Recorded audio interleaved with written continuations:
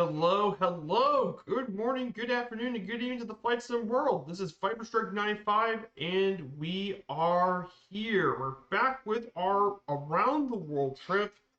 Can you believe this? It's been 37 days of this journey, and we're back at Trujillo Airport, Sierra Papa Romeo uniform, and today we'll be visiting a brand new South American country. Believe it or not, the second to last South American country. We're going to be entering into Ecuador today. So I hope you're all doing well here today. I hope the weekday is going well for you. And yes, today is Expo Day, the start of FS Expo. Unfortunately, I won't be watching much of the Expo because I'm obviously going to be streaming here with you guys, of course. So I hope you guys enjoy learning about FS Expo. So yes, we have another really good group flight here today, and this one should be a pretty fun one. It's 383 nautical miles for this one. So before we get started, I want to say hello to all the chat. We have my trusty moderator, Super Typhon. Great to see you. And I want to say hello to all the lurkers in chat. Good to have you guys here too. Thank you for coming onto my stream. So let's go ahead and go over the little nav map for today.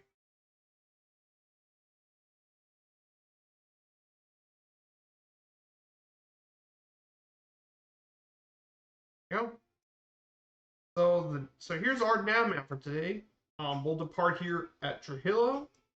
We're going to stay around the coastal area through the mountain range and make our way over to our first stop at Captain Guillermo Contra Iberico Airport, Sierra Papa Uniform Romeo.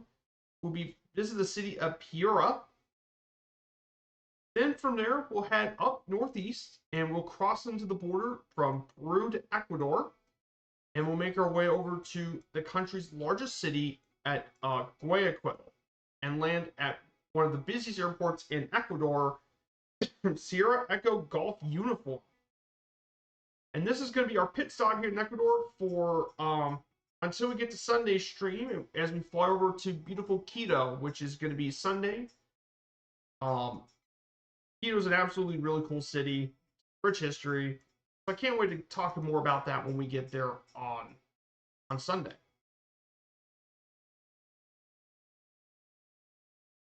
So that's where we're going to be at right now. So the plane we're going to take here on this stream is, of course, the Douglas DC-3. I haven't taken this thing out of it, but it's still one of my favorite planes, so I wanted to take this DC-3 out for a spin. You guys know the story of the DC-3. It's one of the most iconic planes in history. Hey, Emerald 644 with a follow. Good to see you, Emerald. So you guys know about the mighty DC-3, built in the 1930s. Some of them are still flying even to this day. And they do all sorts of things, from transporting passengers and cargo, to serve in military functions with the C-47. It can be used as bush planes.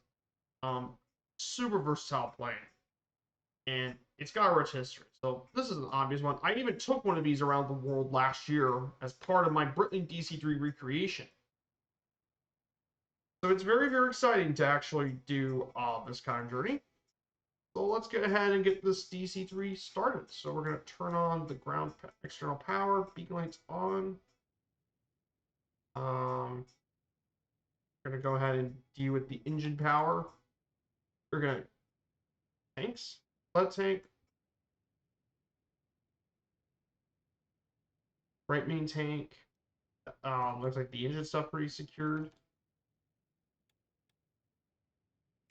Switch the magnums on. Turn on the booster pumps. We're going to go right engine first. I've done this DC-3 stuff plenty of times, so I am very well aware of it.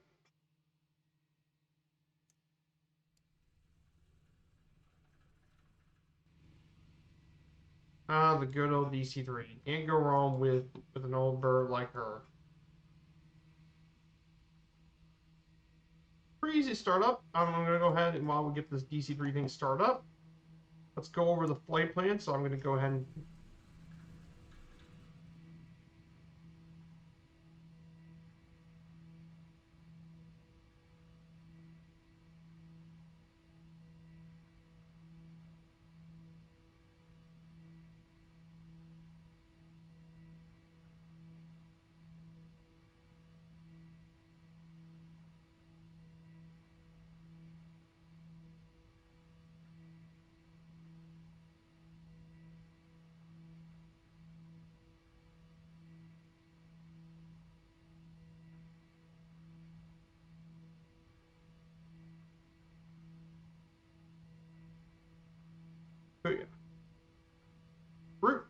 And that's it. Easy as that. Gonna turn on the battery power, turn off the ground power, position lights on, and we can taxi this plane to the runway. Nice and easy. The cruising altitude for this leg is going to be 4,000 feet.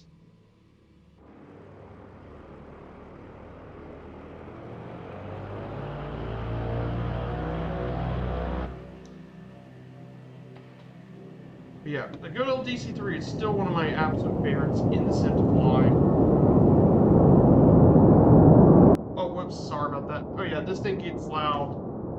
I forgot about that. Whoops. Yeah, I hope I didn't blow out all's eardrums on that. My apologies.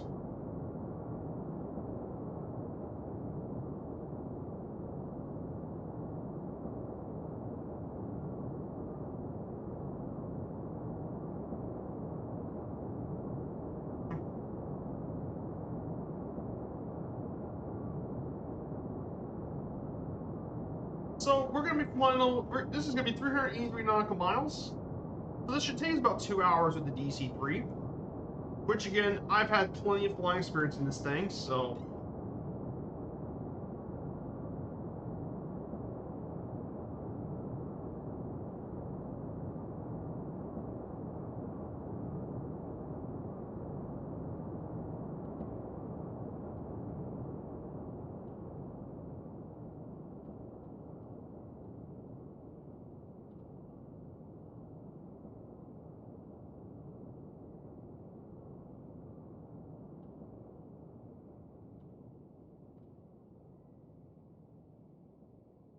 Okay.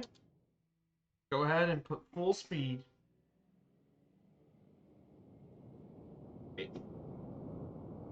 Now, one of the nice things about the Douglas DC-3 is it can take off from pretty much any kind of strip. It can take off. Of course, you all know Douglas DC-3 can take off from basically any type of strip you want, from grass strips to dirt, and of course the paved runways here.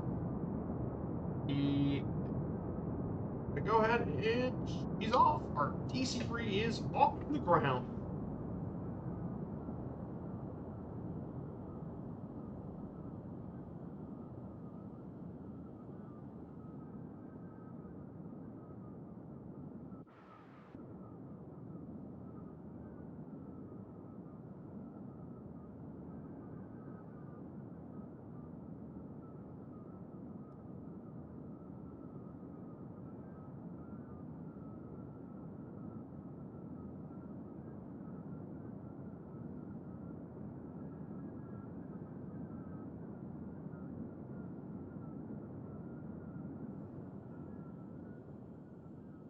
And we're gonna go now.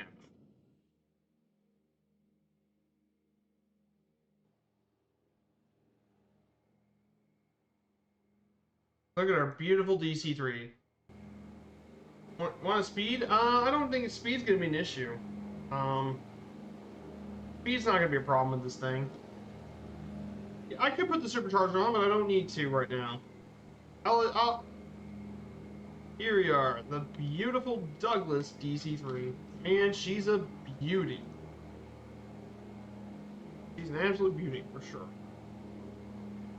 What an absolute beautiful! Yeah, this is the beautiful Firefly Air livery for this thing, which is our virtual airline, by the way. And of course, we can have Firefly Air without a beautiful vintage livery of the DC-3. In fact, maybe I could do a DC-3 flight, but next week is going to be all 777 for that one. In fact, I think for the next several weeks it's going to be 777 ops. Just because, you know, I want to take the 777 for some stuff. I mean, obviously outside of the Zurich Berlin thing,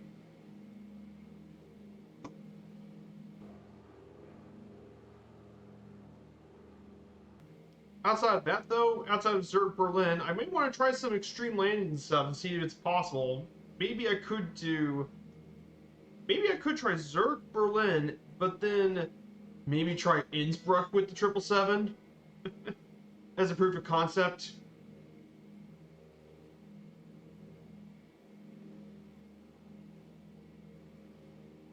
or something crazy like that.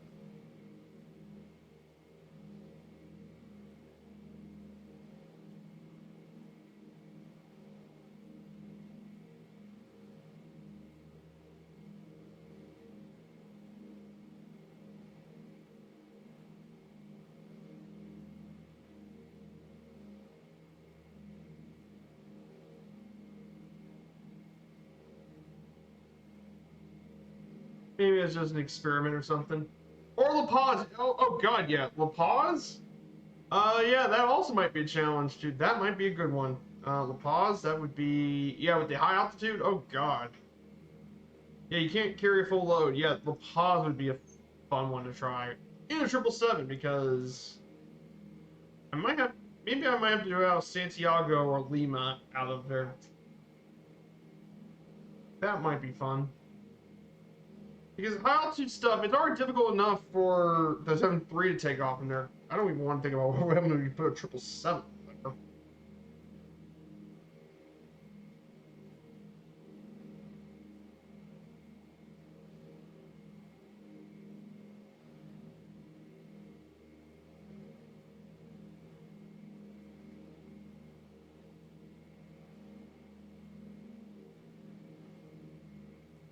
Yeah, it might need, yeah, 200 knots.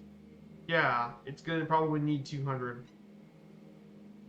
I may, and extra flaps too. I'm gonna have to put, almost full flaps. 'Cause-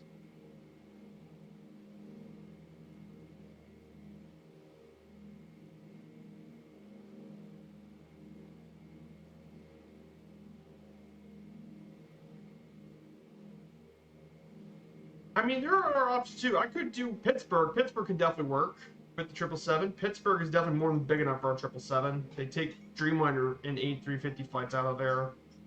So Pittsburgh could definitely be an option. Question is what kind of flight would I do out of Pittsburgh? Probably Pittsburgh, Dallas could work. Just some of the longer ones. If I was gonna do something out of the West Coast, I have to do it out of Reno. Like I said on Wednesday, Tahoe is just way too small for that episode.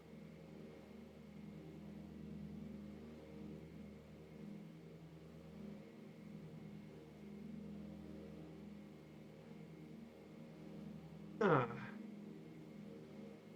That's just me.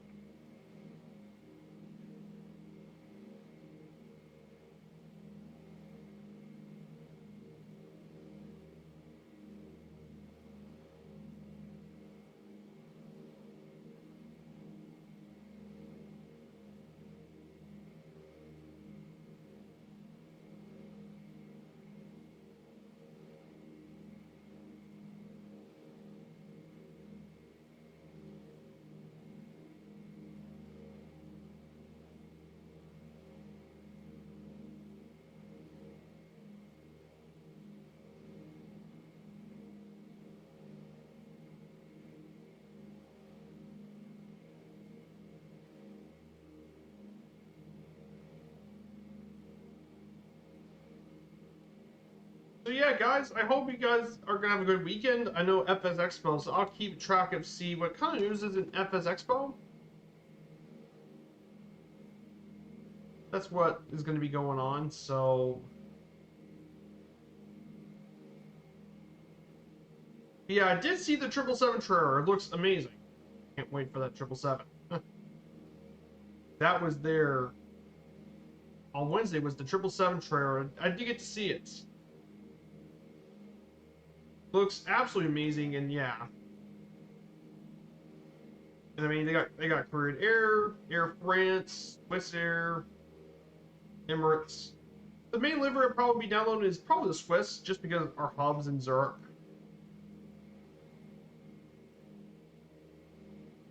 We want to look at flight radar, see what, because I want to see what kind of 777s they fly.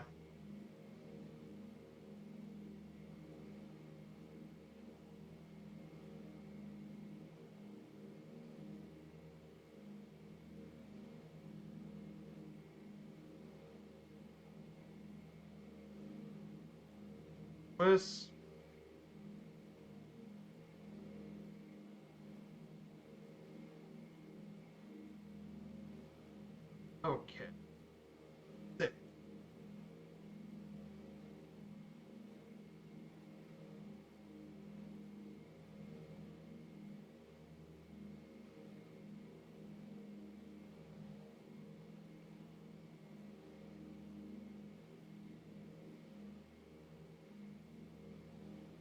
Okay. Flight radar. They got 777s from Zurich to Bangkok. Um, then there's another one, Zurich to San Francisco. Then they got Zurich to Tokyo. Zurich over to Miami.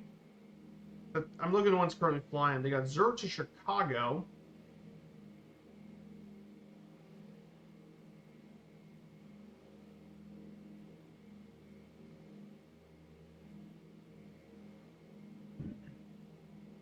And Zurich to Los Angeles. Singapore to Zurich. And Hong Kong over to Zurich. But yeah, they got some. Yeah, Murph would definitely stream it. But yeah, I would definitely want to do. Yeah. That's why I'm glad we got Zurich as a hub, so that would be very fitting in Swiss Air.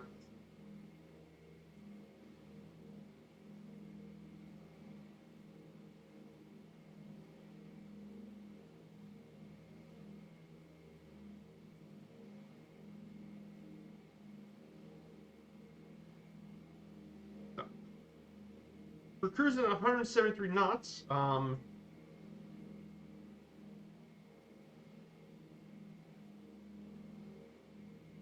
ahead and lean the mixture a little.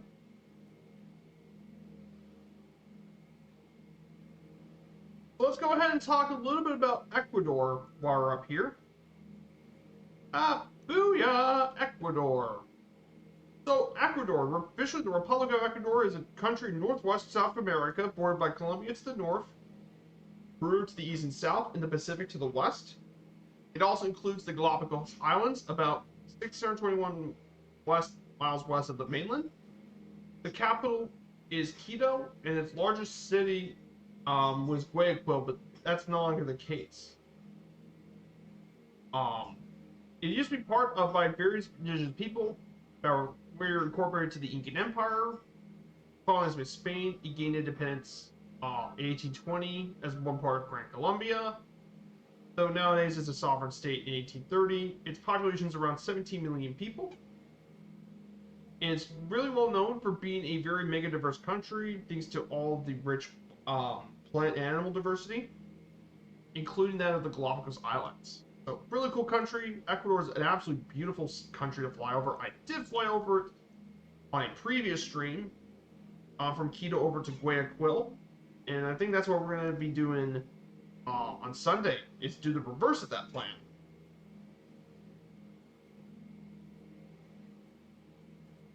Is we'll be doing somewhat of a reverse of that flight plan.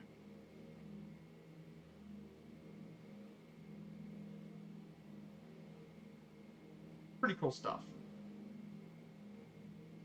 So the history of Ecuador goes back to the pre-European times. Now, various peoples have settled in this area before the arrival of the Incas. The archaeological evidence suggests that the Paleo-Indians first dispersed within 16,500 to 13,000 years ago. The first people whom I researched may have journeyed by North and Central America by boat down the Pacific coastline.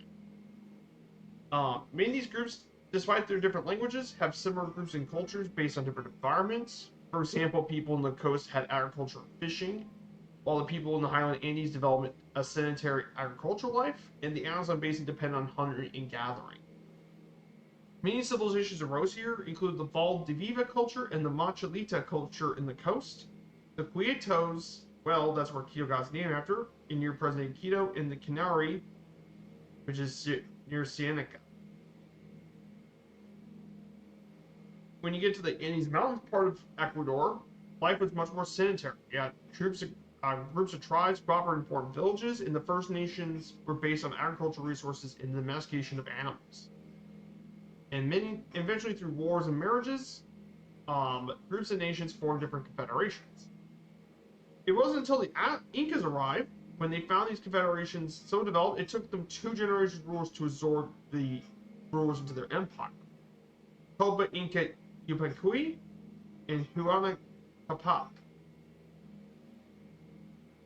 And people who were given those problems were deported elsewhere around the Incan Empire. And it became part of the Incan Empire in 1463.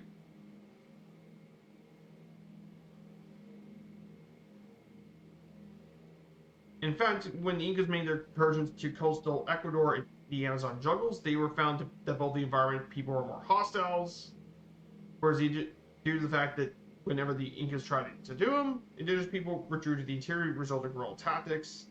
So they didn't really hamper much in the growth in the Pacific coastal basin of Ecuador.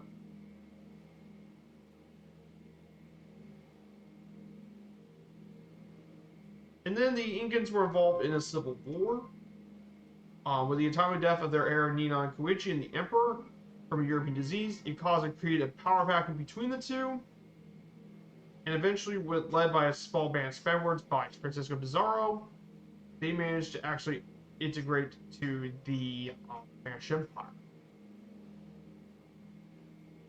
And then eventually Quito became the seat of its own administrative district in 1563 by the Spaniards as part of Viceroyalty of Peru, and later became the Viceroyalty of New Granada. There was an earthquake in 1795 in Riobamba that caused 40,000 casualties. And after 300 years of Spanish rule, Quito remained small population cities, and in 1809, the city's Culios called for independence from Spain, which is among the first in Latin America, led by Juan Pío Mutar, Uranga, Salinas, and more. The new government didn't last more than 2 months. It had repercussions all across Spanish America, and that led to lots of the wars of independence that is still being felt even to this day. Eventually, in 1820, the Department of Guayaquil became the first territory to gain independence from Spain. Its inhabitants, the rest of it gained independence in 1822 when Antonio Jose de Siqueira defeated the Spanish Royal forces in the Battle of Pinchinia near Quito. And following the battle, Ecuador joined Simon Bolivar's Republic of Gran Colombia, which also included modern-day Colombia, which is the country we'll talk next, Venezuela, and Panama. Though in 1830 they did separate from Gran Colombia and became an independent republic, and later annexed the Galapagos Islands. The 19th century in here was quite a turbulent one with rapid succession of rulers, and that's due to the fact that this turbulent period had its loss of territories to Peru. It lost a lot of possessions in the Amazon basin with Peru, and that's been going on for decades. But also, there's just tons of rulers and stuff, so there's a lot of instability. The conservative Gabriel Garcia Moreno unified the country in the 1860s. In the late 19th century, the world demand for coca tied the economy to community exports, and led them to the agricultural frontier on the coast. Eventually, in 1895, the Liberal Revolution was under Eloy Fr reduced the power of the clergy and the conservative landowners, and it retained power until another revolution in 1925. Then the 1930s and 40s were marked by instability and mergers of populist politicians, including 5-time President Jose Maria Velasco Ibarra. And also during that time was Peru and Ecuador. Especially in 1941, there were growing tensions between Ecuador and Peru, and this was something that's been going on for a very long time. As Ecuador and Peru had different land claims, and mainly with the east, and it caused a Peru-Ecuadorian war. As it ended up being that Peru was definitely much more successful in the war, as Peru gained control over part of the disputed territory, and eventually it only stopped in 1942 by the Rio Protocol. Then there was a revolution in 1944. It successfully moved the dictator. However, with the post-World War II recession and unrest, populist politics and military interventions returned in the 1960s. And then in 1978, the city of Quito became the first one, and Krakow were the first 2 UNESCO World Heritage Sites. And then the 1970s have a lot more instabilities with military juntas from 1972 to 2079 has been multiple military governments. And eventually, ever since, Ecuador has returned back to democracy in 1979 with President Carlos Aguilera returning back to democracy. And still continuing ever since. So nowadays, there's quite a few protests and all that. So that concludes Ecuador's history of Ecuador. So.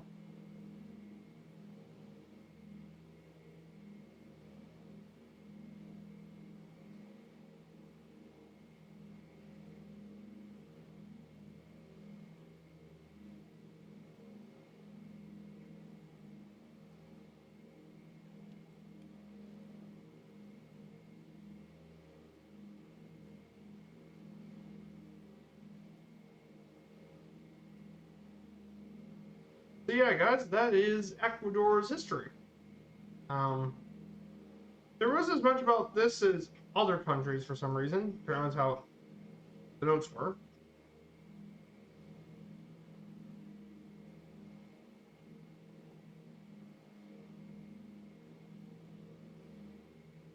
So yeah, I hope you guys are enjoying your all's weekend.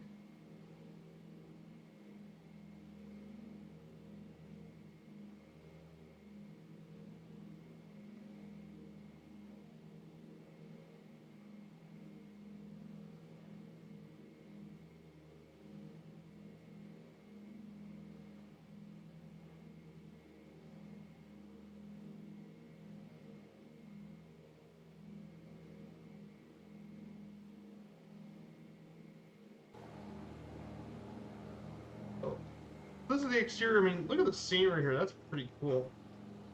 So yeah, all this is still contained within the Andes mountain range.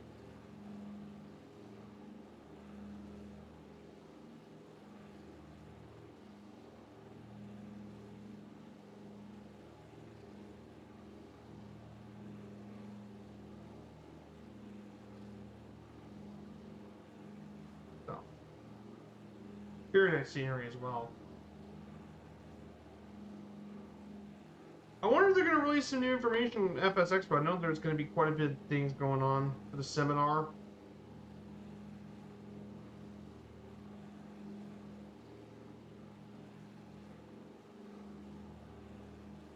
Oh yeah, they also have. Also yesterday was the release of the new city update 8 for Las Vegas. That came out yesterday.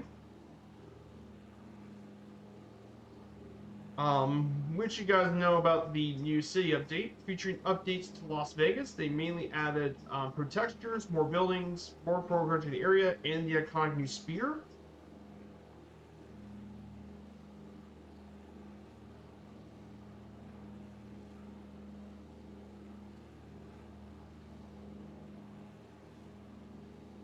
And then a big one came out for any builds. They just released the Kenya scenery. Available for $22, and they released their very first African scenery for the sim.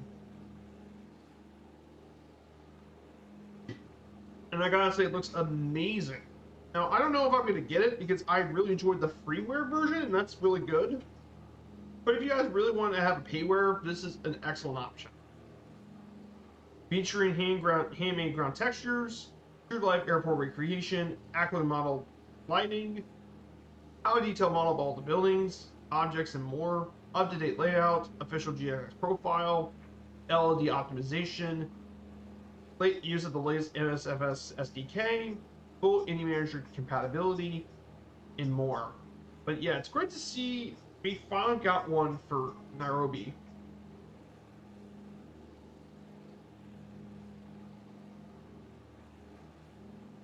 Yeah, like I said, it's great to actually have something for Africa. It's been, oh yeah, a lot of product reveals. Oh nice, yeah, Mer's probably gonna be streaming today, so um,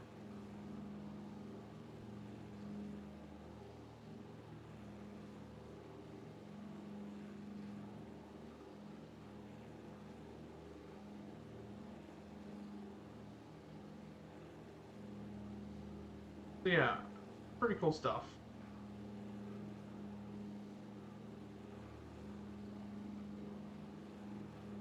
Yeah, it begins 20 Zulu, so it's going to be 3 now. Pretty cool stuff.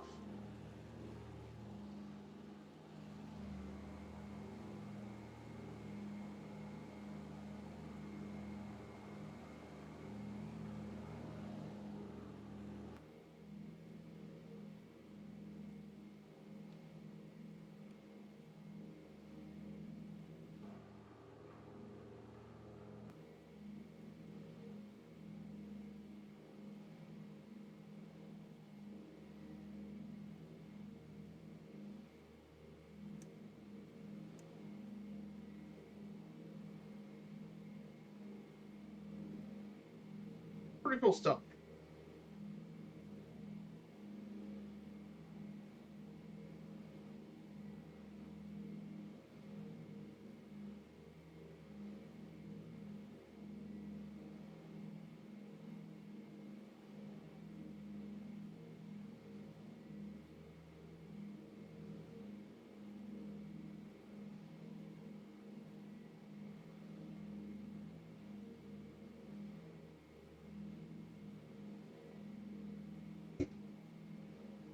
Mm.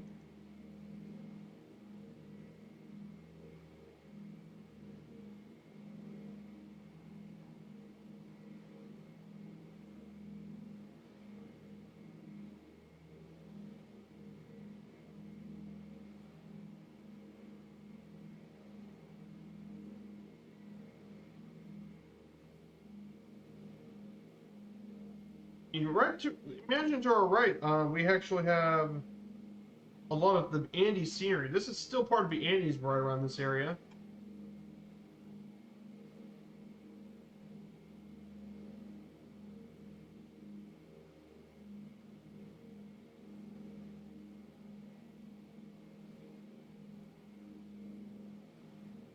Beautiful, beautiful scenery out here today. And very, very nice.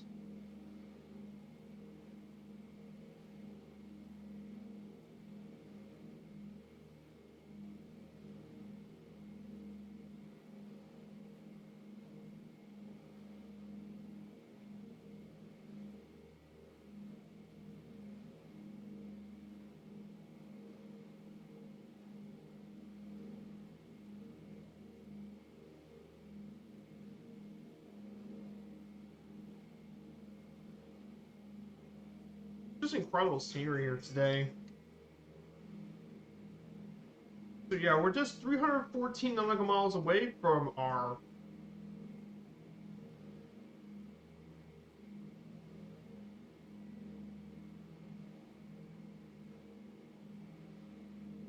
We still got a bit of ways to go here before...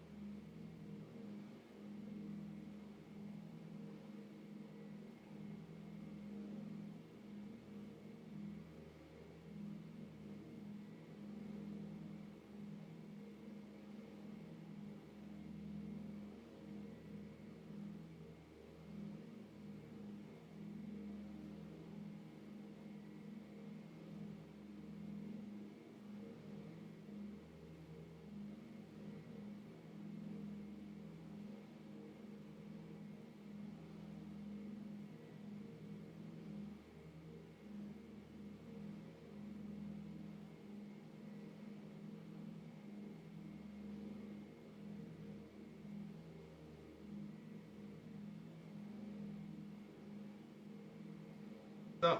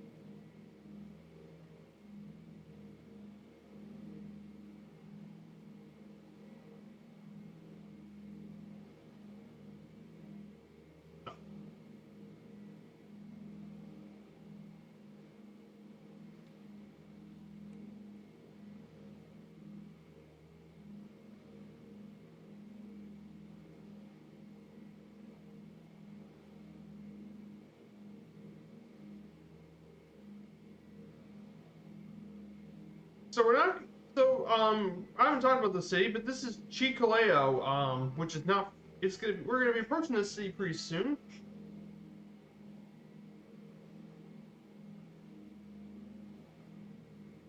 In that city particularly, was founded by Spanish explorers at Santa Maria de las Valles de Chicaleo in the 16th century. It's known as the capital of friendship, is one of the names called for it, and it's Peru's fourth largest city, with a population of 738,000 people.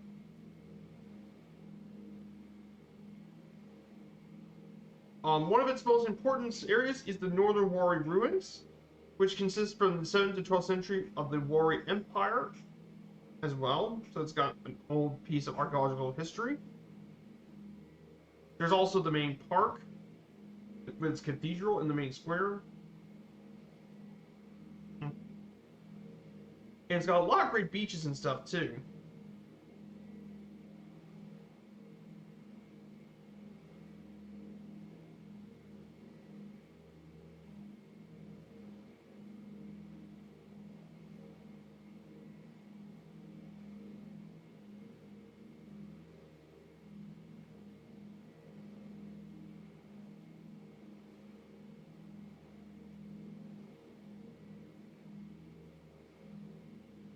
So here's the city to our left.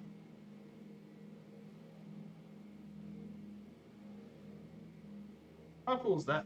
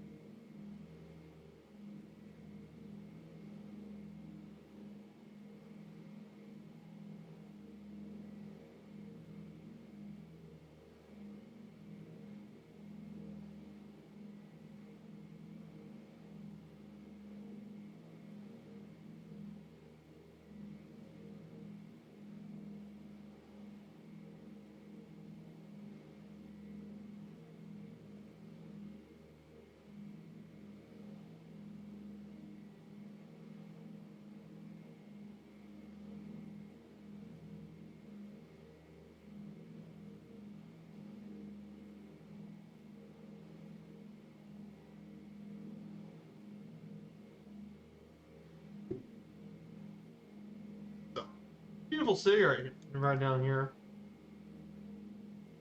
Peru's fourth biggest city is right here.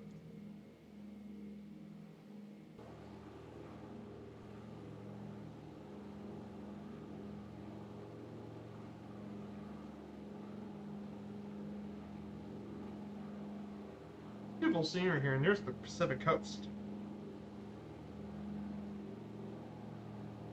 I wanted to ask you guys, I hope you guys have any really cool plans for the weekend. I know yesterday, I've already worked on quite a bit of the new firefighter achievements.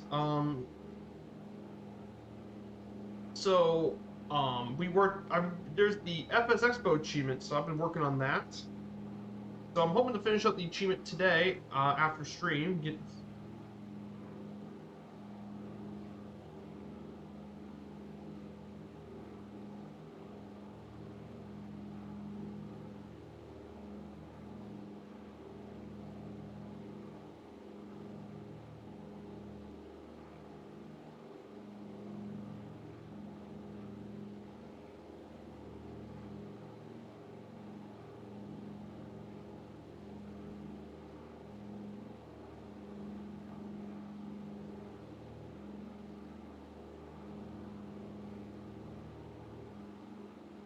So that's what we want to do. Oh, nice green. Oh, nice binging on the FS Expo. Yeah, that'd be a good time to do it.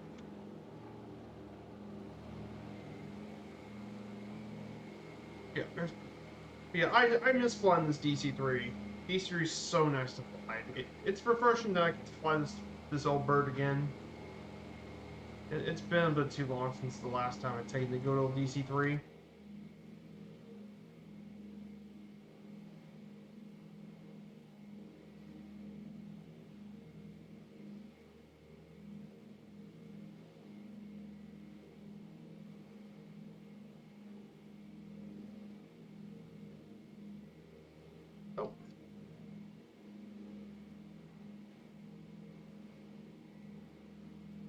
that's what I'm going to want to do.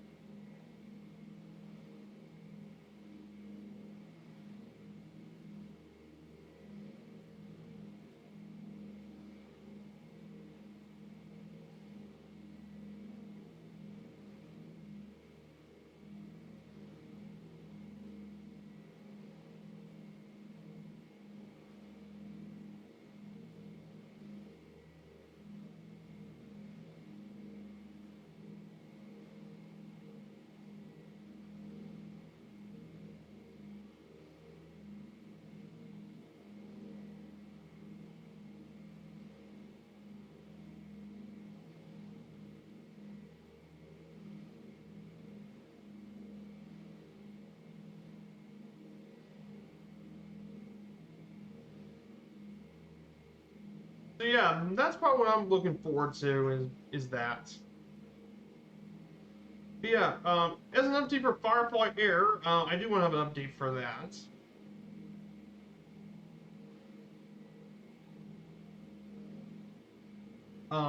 There's still a couple of updates I do want to talk about for Firefly Air.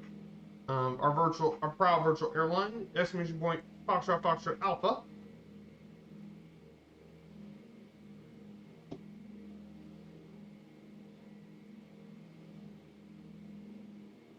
Um, we're just about 2.36 million. We're just about 700 under 700,000 XP left to go. So we're doing quite good here for XP. And I'm now taking the lead. I've now kept my lead by over 10,000 now.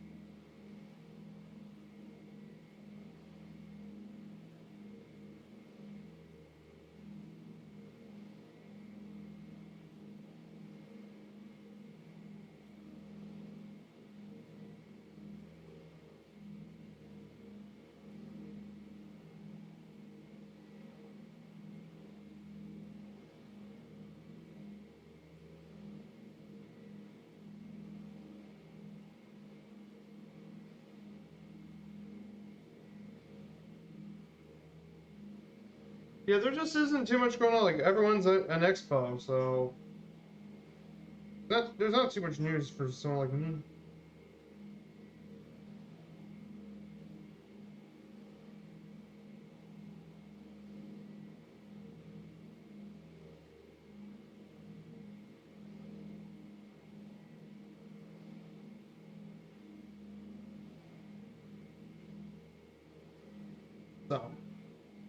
Yeah, I'm waiting to see what we got for Expo, but I know Sunday we got our around the world trip. So after this week's streams, the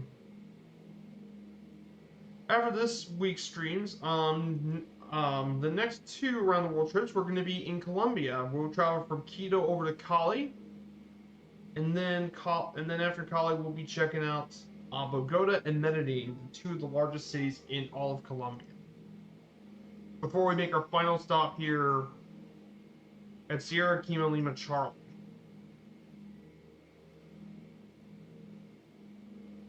And we'll probably go through the Darien Gap.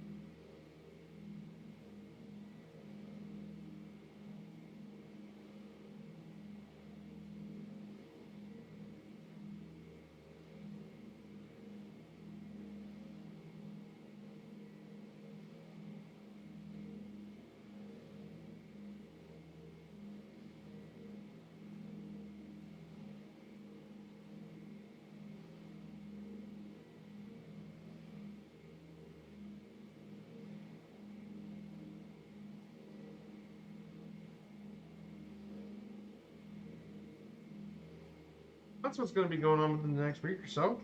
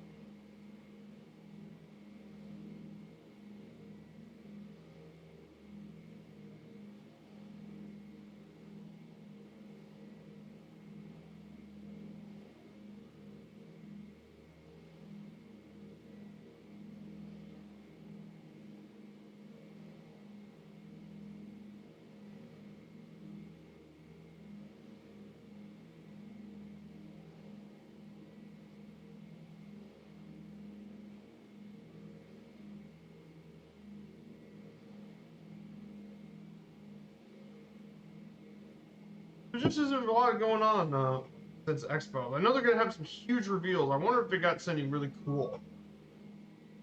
Either new planes get revealed or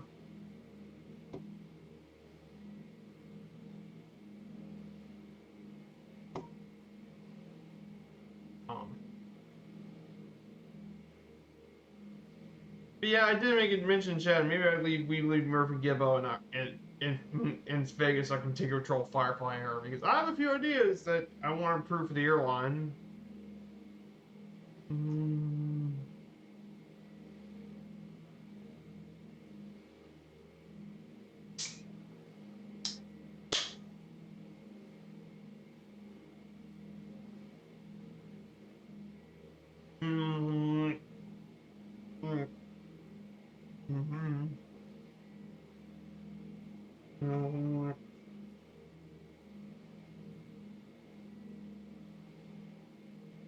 Yeah, maybe the A380 gets revealed. That may be a really cool surprise.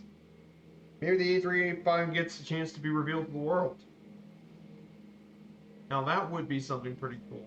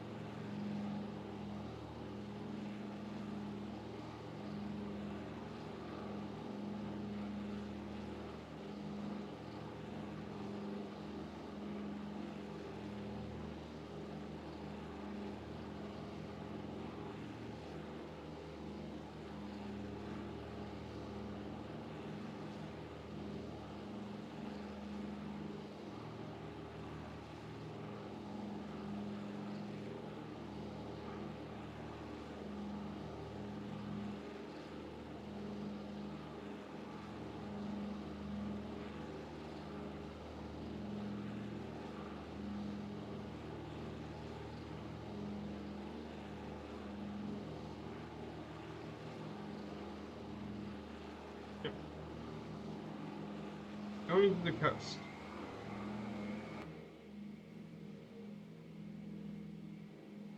Let's check our fuel tank situation and see if we're doing okay with our fuel tank. Okay, not bad. We've got plenty of tank.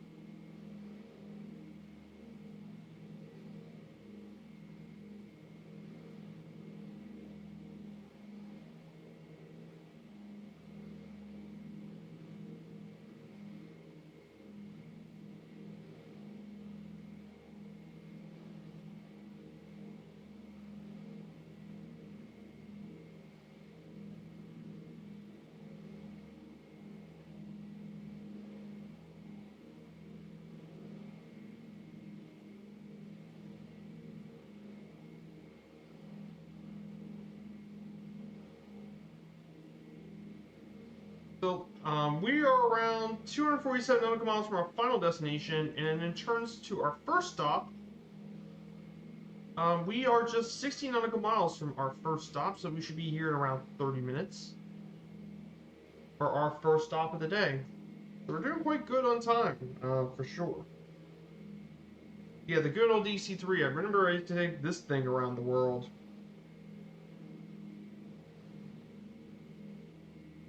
So...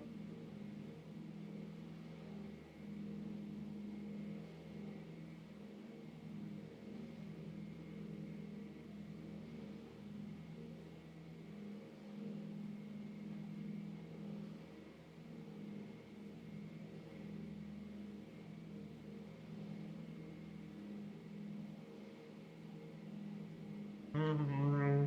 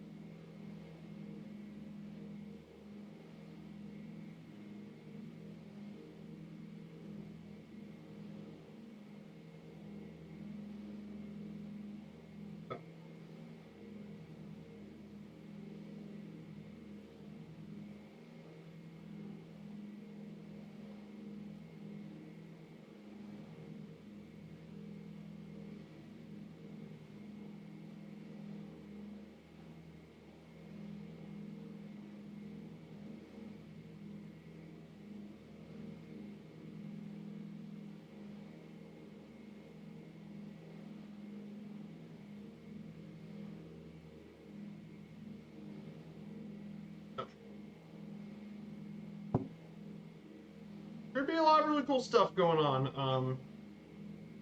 Yeah. We're going to be heading to the next, to our first stop. It's actually in Peru. And this is the city of Piura. Here it is. Piura, located in northwestern Peru on the banks of the Piura River, north of the Sechura Desert, which is where we're flying to now. Make it extremely arid. It's the capital of its own region and province, population 484,000 people, making it the 7th most populous city in Peru. And it was here where Francisco Pizarro found the 3rd Spanish city of the Americas, and the first city of Peru in 1532. But during this colonial era, this area was well known for being known for a lot of the rice fields, as well as pirates and stuff. Currently today, the main parts of tourism is the La Esmeralda Beach, known for its warm waters. There's also a great place for surfers, as well as its rich cuisine, mainly from the Mezquito cuisine, with dishes like ceviche and natilla sweets.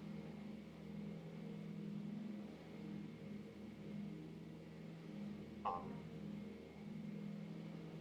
and some of its sister cities include Loja, Ecuador, Trujillo, Spain, and Oklahoma City in the United States. Pretty cool stuff.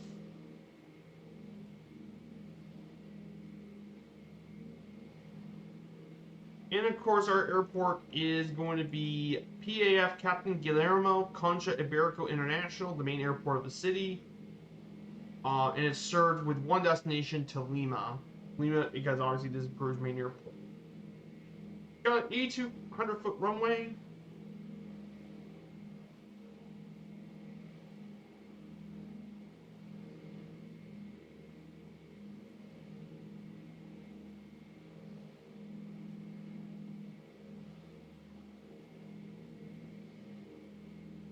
So that's going to be the airport we'll be visiting. They will be arriving here very shortly.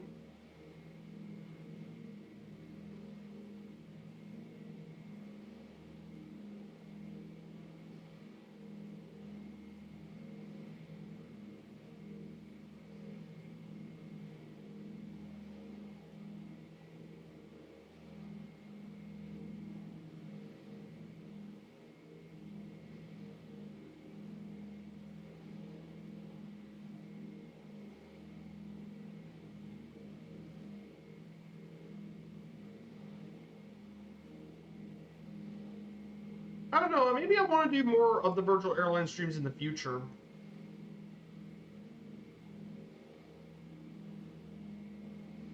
Maybe I do the virtual airline streams twice a week. Maybe I do the VA streams twice a week and then do the all countries trip once a week, but make them longer. Would you guys be interested in that? Probably as an idea. Because I know how popular the VA streams have been. The virtual airline stuff has been a lot more popular, and I thought that way because I want to change how I want to do my stream stuff. I think that would be a lot better. Plus, having it once a week but longer would also let me have more time to work on notes and stuff. That would probably be less boring and all that. I think that might be a good idea, Typhon. Do you think that would be a good idea?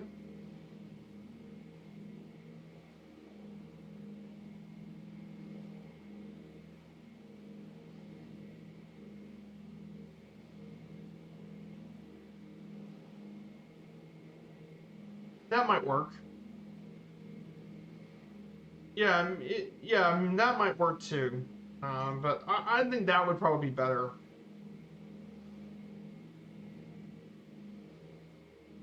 That also might work a lot better. Plus, I think that would work a lot better.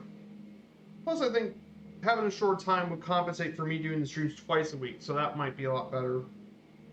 That might be better in some areas. Sure, the time dependency, but most people are going to be around to that. That might work. Yeah, I think that could work.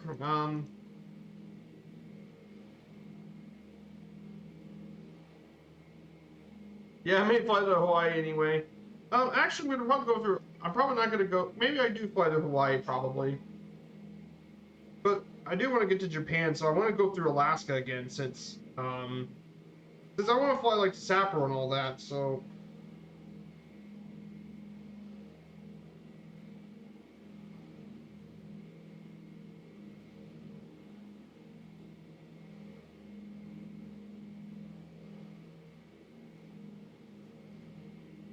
like, for example, if I were to do it twice a week, I may have to readjust some of the routes and stuff if I fly one.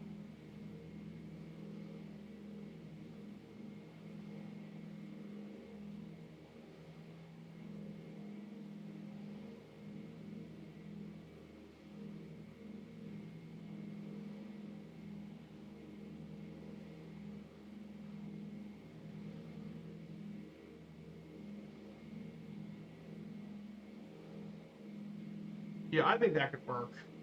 I might have to readjust a few things. Yeah, that might actually work better. Yeah. Hey, Jacqueline, good to see you, Jack. So yeah, I was just discussing if I want to move my maybe do once a week, do the all countries once a week, and focus on just making the streams a little longer. I think that would probably work a lot better.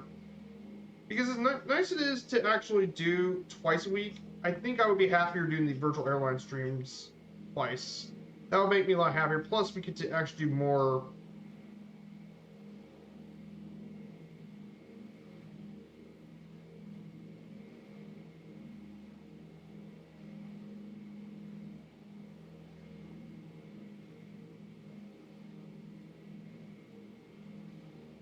Because I do like the Call Country thing, but I want to actually. But yeah, I'm doing quite good though. I mean, I hope you're enjoying your day, Jack. The weekend's coming up.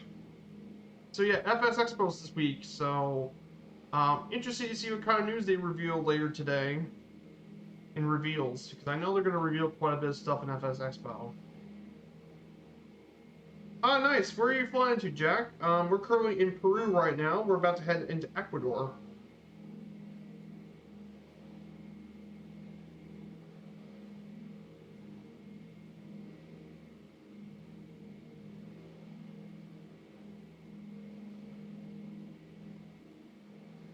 Or the alternative would be we redo the GA streams again and just do the non stuff. But maybe the airline stuff might probably be better.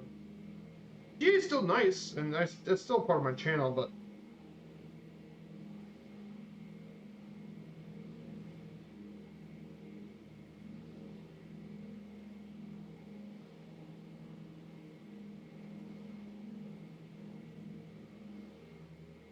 Oh, nice, Sedona. Oh, that's beautiful. Sedona's a great place to fly. Great choice. Sedona's a wonderful place.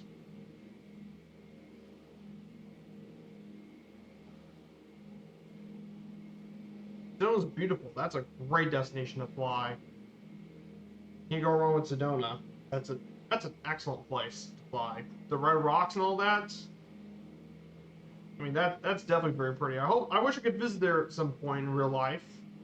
I mean, you got Red Rocks, and then of course there's a short haul over to Sedona, to Flagstaff, and then you can also fly further north to Grand Canyon. That's all really nice areas to fly.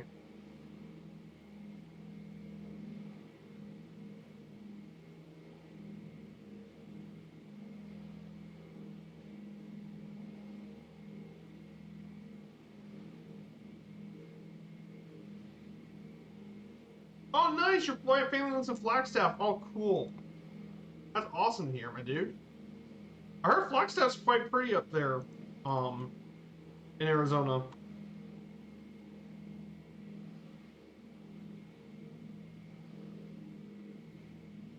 Um, like Flagstaff's quite a pretty area. It's definitely very green compared to a lot of Arizona. It's very much green because of its altitude.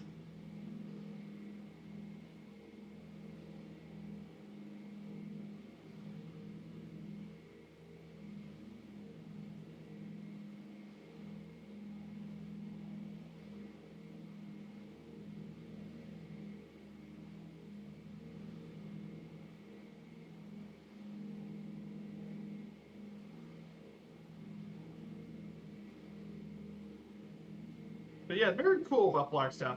Maybe I could do a flight there at some point. Do some flying around Flagstaff pulling. Because I remember flying there for my Route 66 trip. We actually stopped. Flagstaff was one of our stops for our Route 66 journey. That was definitely a very pretty area to visit. So, yeah, definitely consider flying there. And yeah, Flagstaff Airport. That's awesome, my dude. The only Arizona airport I visited was Phoenix. But my mom did visit the Grand Canyon when she was younger, and I'm hoping that within the next 2 years or so we're gonna be visiting Grand Canyon. So sadly, we may not hit Flagstaff.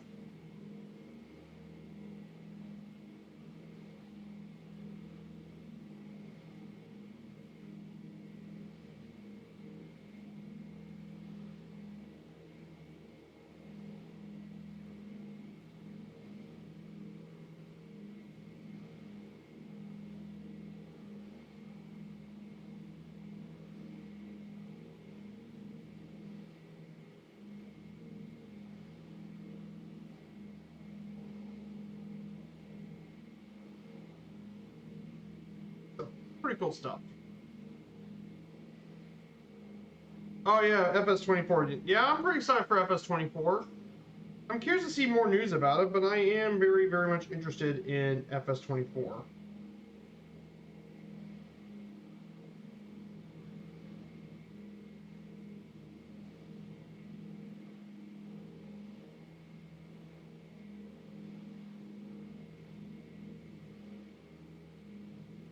Oh, nice! You have your uncle's plane. Oh, cool, Jack.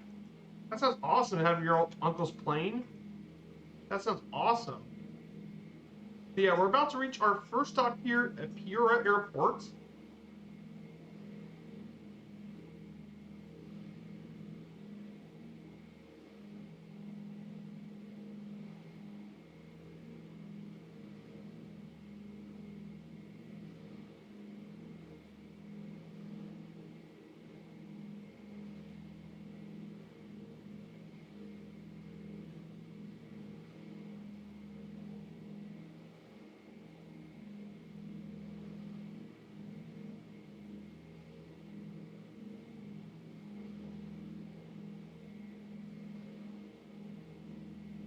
Sounds awesome. Oh, he flew the F4 Phantom. Oh, cool. I know someone during my ROTC days back in high school. He was an F4 Phantom pilot, and we got to visit the Air Force Museum and the Naval Aviation Museum, so we got to see the F4. But yeah, I know someone who also flew the F4 Phantoms. Very fascinating plane back in the day. Historically has been a very controversial plane. On one hand, it was great as an interceptor for like for high altitude stuff. However, however, the F4 Phantom was also not that great of a dogfighter. Like it was pretty successful during the Vietnam War.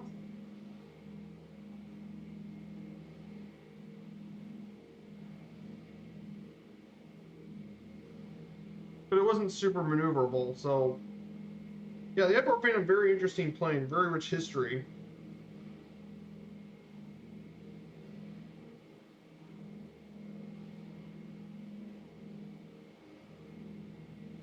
Yeah, very fascinating military jet for sure.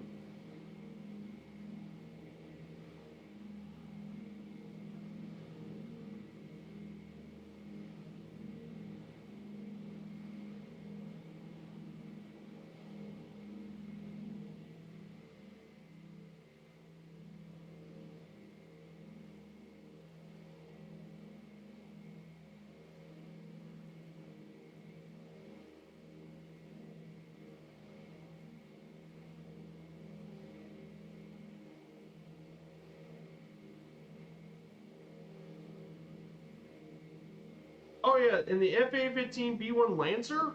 Oh, very cool. I've seen a lot of these planes in the aviation museums. I got to see all of them in the aviation museums. F-15, very successful military jet. It's basically a straight up upgrade over the F-4 Phantom in every single way.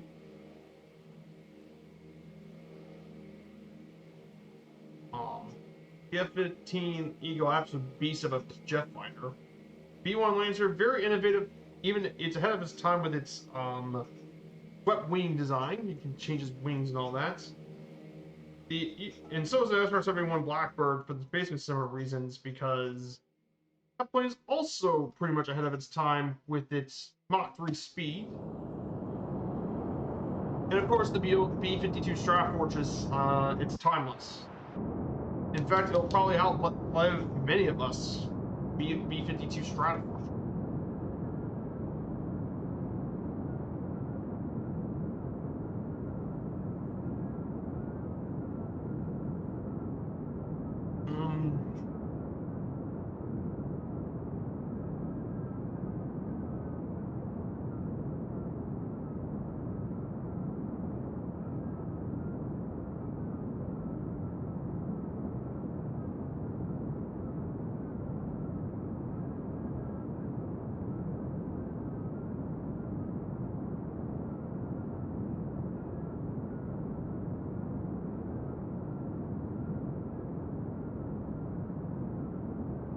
Yeah, very, very cool.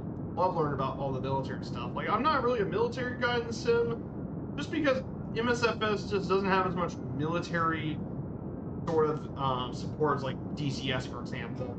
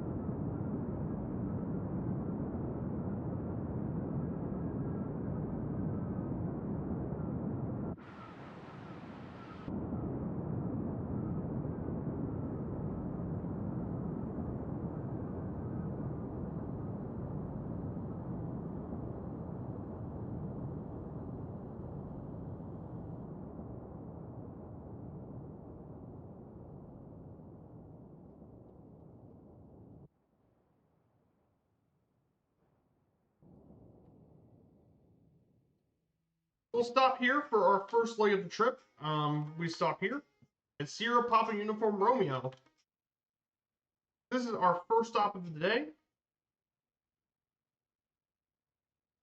That's where we're going to be stopping here.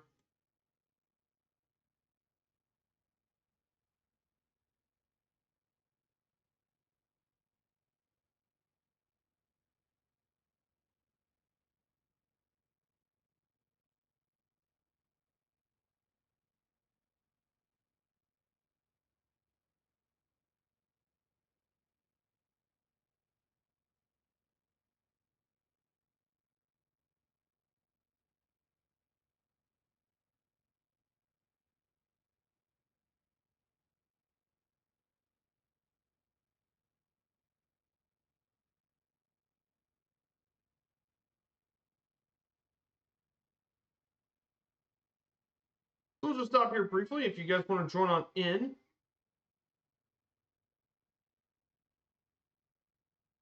We're on the Southeast Asian server. If you don't have a DC3, if you don't want to use the DC3, feel free to take like a DA62, a Baron, even a Bonanza could have no problem keeping up with this.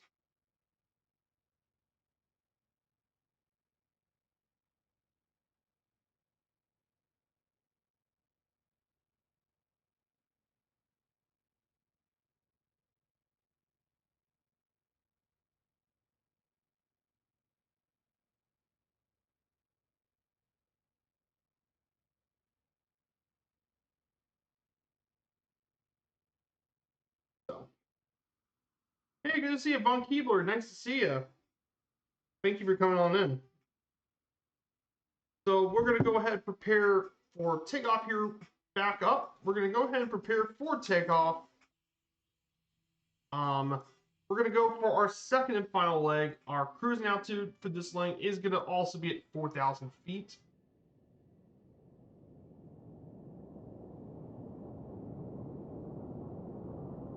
Hey, good to see you, Jack. I think that's you. Yeah, that's you. Thank you for coming along with me today. I really appreciate.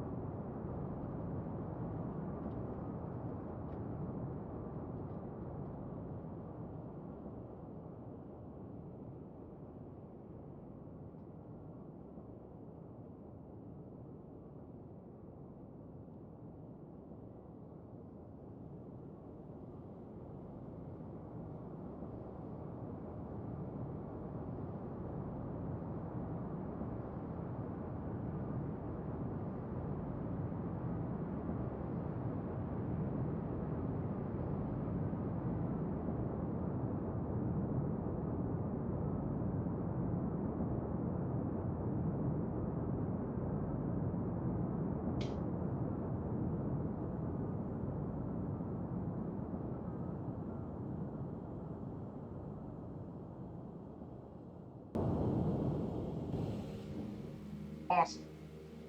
Okay.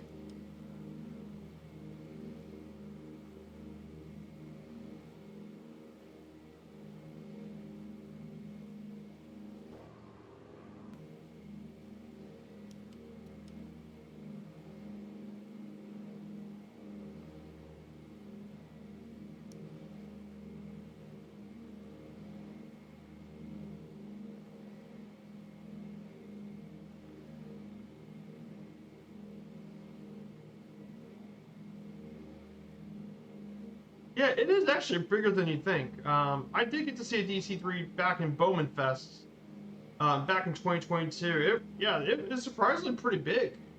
The old DC-3s are. They can be quite big, bigger than you think. So we're gonna officially cross over from the border between, um, pretty soon from Peru to Ecuador.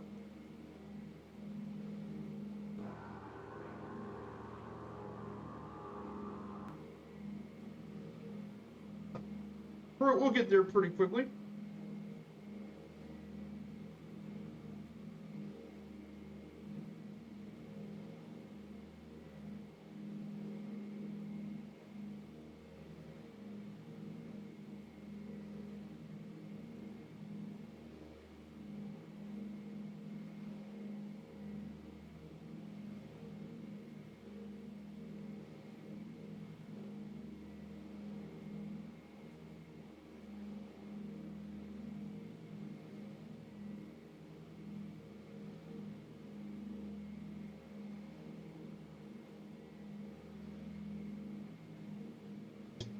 Mm, mm.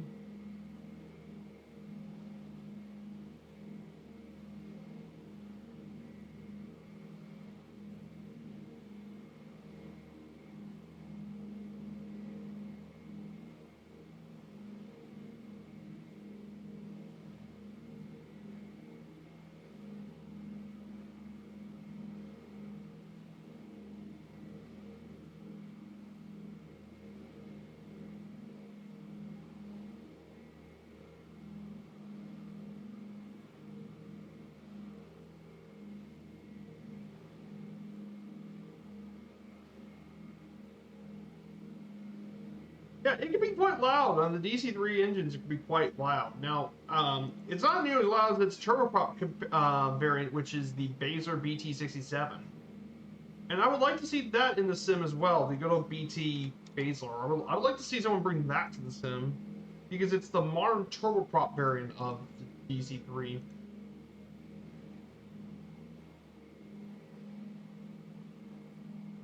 Um, it's basically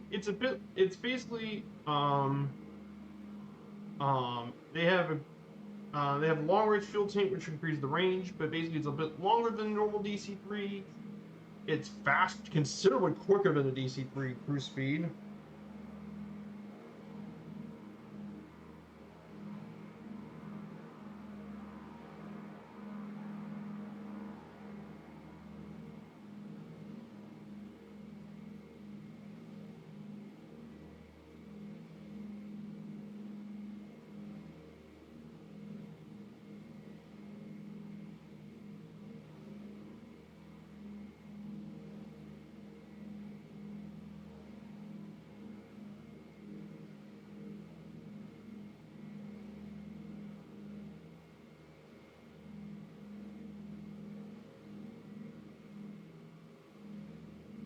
Pretty impressive plane. That's a very, very impressive airliner, for sure.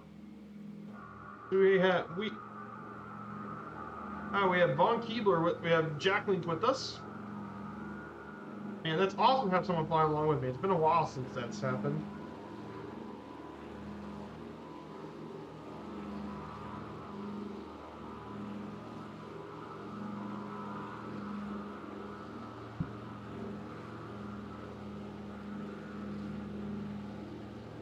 Hey, we got a big raid from Dryzen. Hey, Dryzen, my good friend. It's been a while. Good to see you, my dude. I hope you had a great stream, my dude.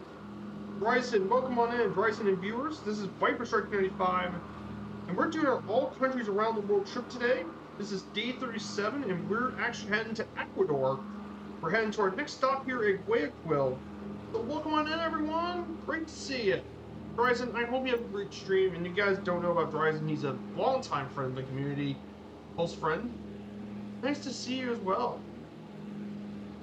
So we have Pure Luck.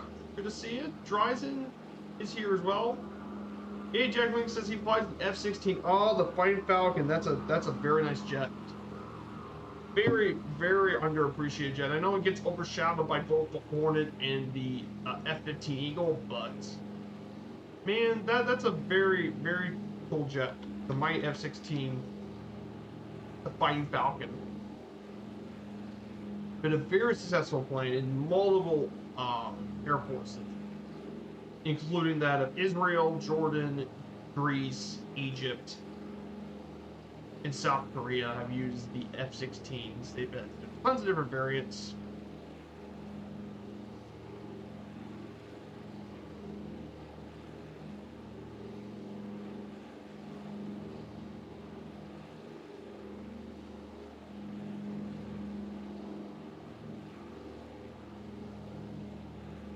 Yeah, the good old Fighting Falcon, very... Oh, nice. Oh, you're going to do the Huey. Oh, nice. The Huey from Taeyong. Oh, that's great. Oh, man, you can't go wrong with the good old Huey. You guys know how awesome the Huey helicopter is. Absolutely incredible chopper, the old Huey. Incredible plane. No worries about lurking. Thank you so much for the raid and bringing your viewers here. So, Dry-Sit viewers, if you don't know, I'm Viperstrike 95. I stream 3 days a week on Monday, Fridays, and Sundays. Actually, Wednesday, Fridays, and Sundays. Sorry. I'm currently doing the around the world trip so far. I'm debating on whether I want to do it on 2 days a week or 1 day a week, because I know a lot of people really liked our virtual airline streams. And those are mainly on Wednesdays, though if proper demand, I might do it either on Friday or it becomes another GA stream, but probably do the virtual airlines up to twice a week. Because I'm tempted to rechange the around the world stuff. Because I may, if I'm doing it 1 day a week, I can make the streams a little longer, which might actually make more progress than if I did 2 days a week, but spend more time in the countries. It's just something that I'm thinking about. If you guys let me know what you want me to do with it, that's fine.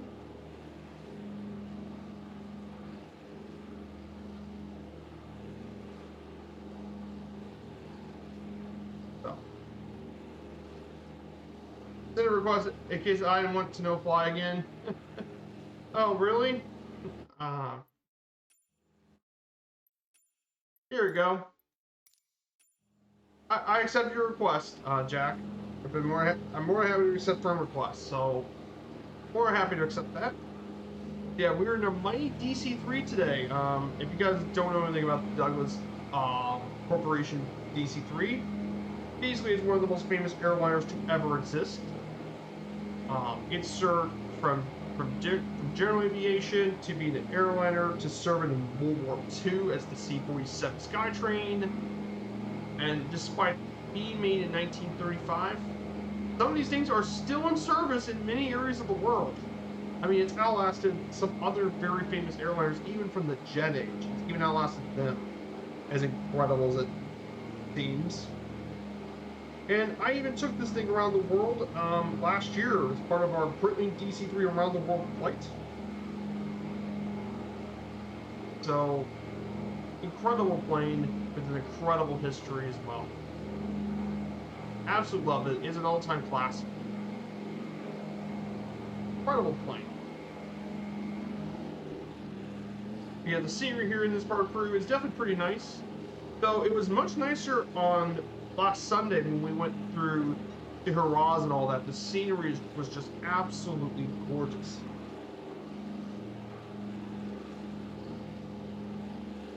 Yeah, it is a gunship too. Like it served in the Vietnam, like it served all the way to Vietnam. The good old C-47 Skytrain served all the way to the Vietnam War. So it served for World War II, Korea, and even Vietnam, which is pretty insane.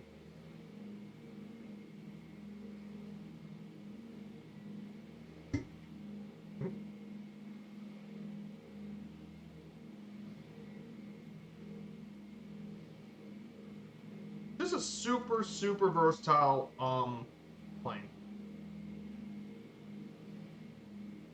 So we're just 158 nautical miles from our final stop. So let's go ahead and talk a little bit more about our slideshow. By the way, if you guys see these slides, I made these myself. Take the information and I did in slides. So I made these myself. But yeah, it's a pre. In fact, it was the very first of the gunship planes, of the fixed-wing gunships that was used by the Air Force.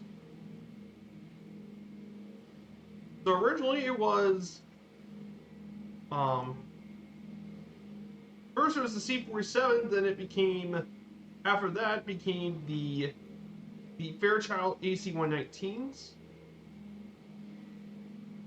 and then afterwards it turned out to be the C-130. This was so this plane was the first AC-130.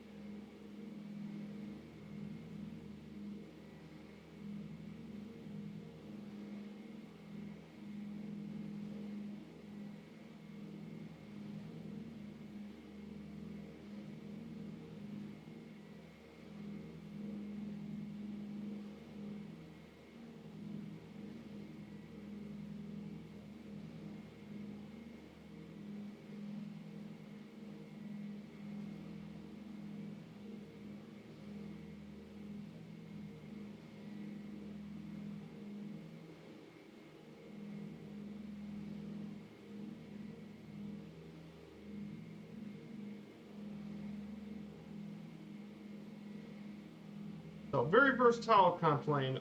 So Ecuador's government it consists of 5 branches. While most governments we know of so far have 3 branches, this actually has 5 branches. The executive branch, legislative branch, the judicial branch, electoral branch, and the transparency and social control branch. Ecuador is governed by a democratic-led president for a 4-year term and exercises power from the presidential palace in Quito. Its constitution was elected in 2007. The executive branch has he's responsible for the public administration, including appointing national coordinators, ministers, and public servants, and defines foreign policy, as well as being the ultimate authority over the armed forces as commander-in-chief. The legislative branch is the National Assembly, consisting of 137 assemblymen divided into 10 committees and elected by a 4-year term. Then there's the judicial branch, which contains the national court, provincial courts, and lower courts make up the judicial branch. Then you have the electoral branch, which is another unique system, but basically they are functioned by authorities which every 4 years when elections occur, and that branch is responsible for organizing and controlling elections and punish the infringement of electoral rules, with the main body being the National Electoral Council. And finally, the Transparency and Social Control branch, which is the other one, consists of this Council for Citizen Participation Social Control. And they're mainly responsible for promoting transparency and control plans publicly to combat corruption and to increase accountability. So this is a very, very unique kind of branch. These 2 branches are kind of unique because most government branches, at least that we know of worldwide, are controlled mainly by 3 branches, not 5. Which makes it quite unique compared to some of the other countries here that we talked about here on this channel. And of course, afterwards, we're going to be talking about geography for a bit. You guys know, as a biologist and stuff, I like talking about geography and stuff. I'm a huge fan of it. So yeah, if you look to our picture, we have the map of Ecuador. This is the topographical map of Ecuador.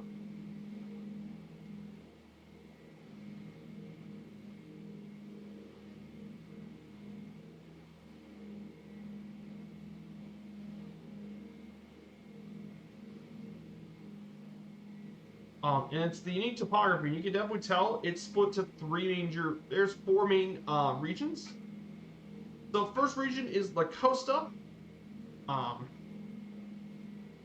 basically this area is kind of small. It's one of the smaller states in South America, though it's not the smallest. There are areas smaller than Ecuador, such as Uruguay, it's Suriname and Guyana. So those are all pretty small. But there are 4 main geographic regions that split Ecuador. You have La Costa, or the coast, which contains the multiple different the coastal provinces, and it's the country's most fertile and productive land. And it's the seat of the large banana exportation plantations of Dole and Chiquita. This is also where most of Ecuador's rice crop is grown. as well as active fisheries. And of course, the largest city in the coast is Guayaquil, which we will be visiting as our final stop of the day. Then we have La Sierra, or the Highlands. It contains all the different highland provinces. And this land contains most of the country's volcanoes and snow-capped peaks. And agriculture is mainly focused on potato, maize, and quinoa as well. And of course, the largest city in that area is Quito, which is going to be on Sunday. Then we have La Amazonia, which contains the Amazon Jungle Province, is primarily made up of the huge Amazon National Parks and Amerindian zones, which are vast stretches of land set aside for their tribes to live traditionally. It's also the area with the largest amount of oil in Ecuador. And this area has been extensively exploited by petroleum companies.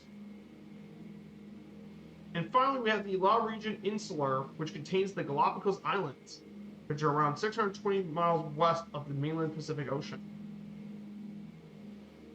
Which is pretty crazy to think about all the diversity. And because of this, all this area, not only does it have a diverse geographic landscape.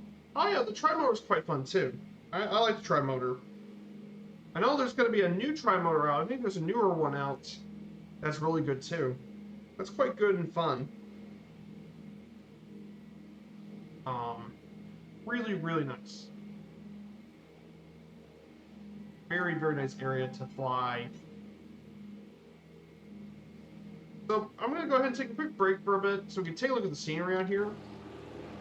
So, but yeah, look at the scenery out here, man. This is gorgeous down here. What awesome scenery in this part of Ecuador. And we just officially crossed into the border with Ecuador. So to our right is Ecuadorian territory.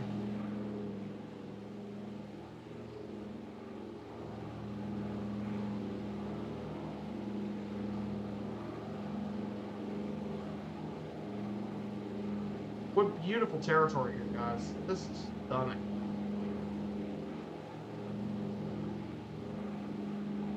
So yeah, I wanted to ask you guys, what are some of your most anticipated product stuff you wanted to see revealed at Expo? Whether is it new, new peripheral stuff like Joy-Cons and all that, or are you looking forward to new scenery and aircraft? Or do you guys want to hear more news about FS-24? There's a lot to cover here.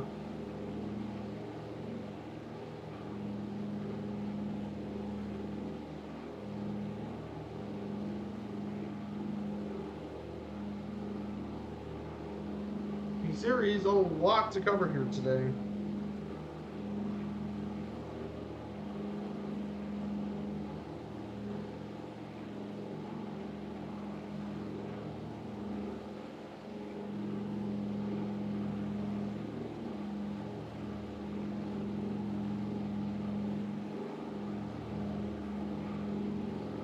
Because there's so much news to cover. Oh yeah, FS-24. Yeah, FS-24, definitely a lot of people want to hear more about FS-24. I know that's coming out in November, but yeah, a lot of people want to know more about 24, including myself. Because there is a lot to like for 24. Yeah, I would like to hear some news about it.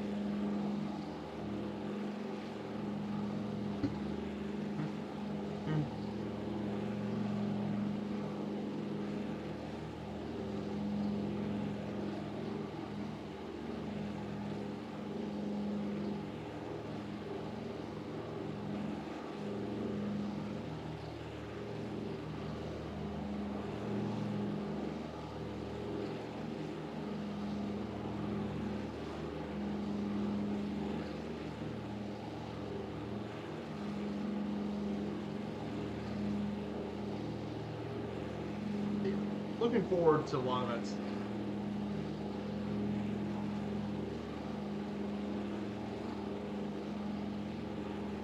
Yeah, a lot of this does pique my interest, for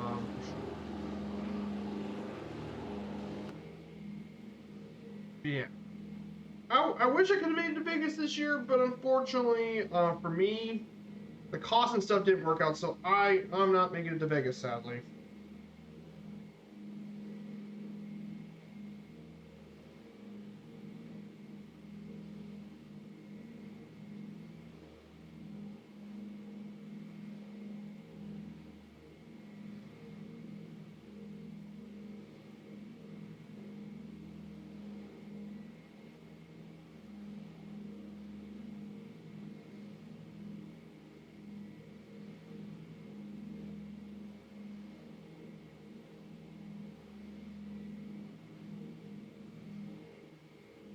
So yeah, that's what I really want to see this year is to see Expo, but.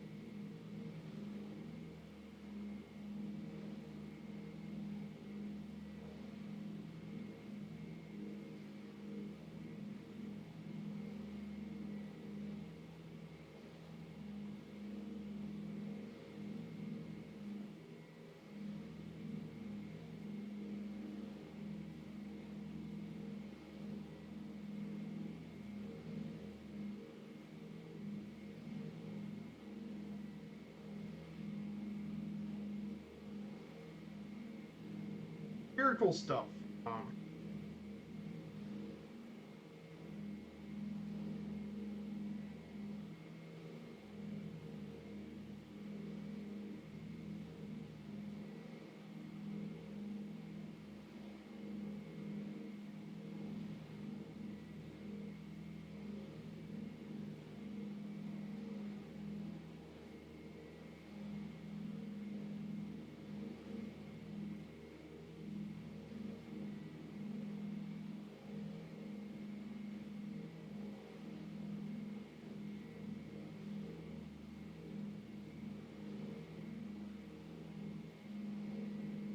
so.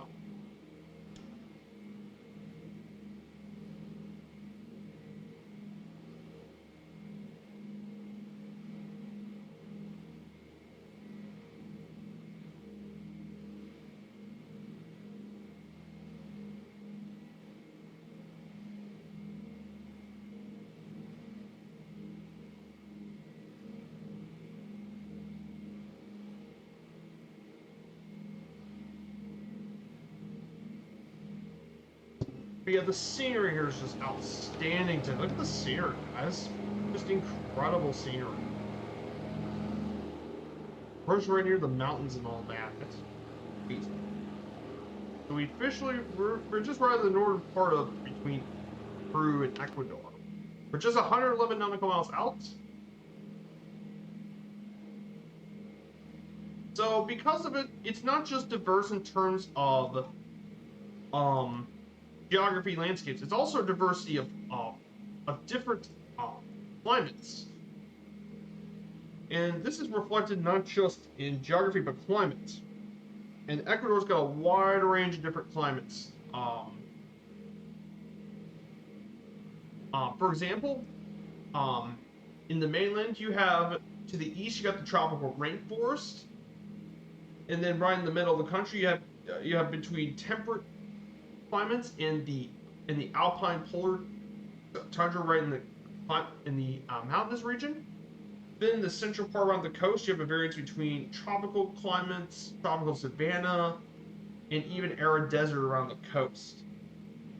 And then, of course, there's a bunch of climate diversity when you get to the Galapagos. Between arid climates, arid steppe, sometimes arid deserts, tropical monsoon, even bits of rainforest are all over the islands as well.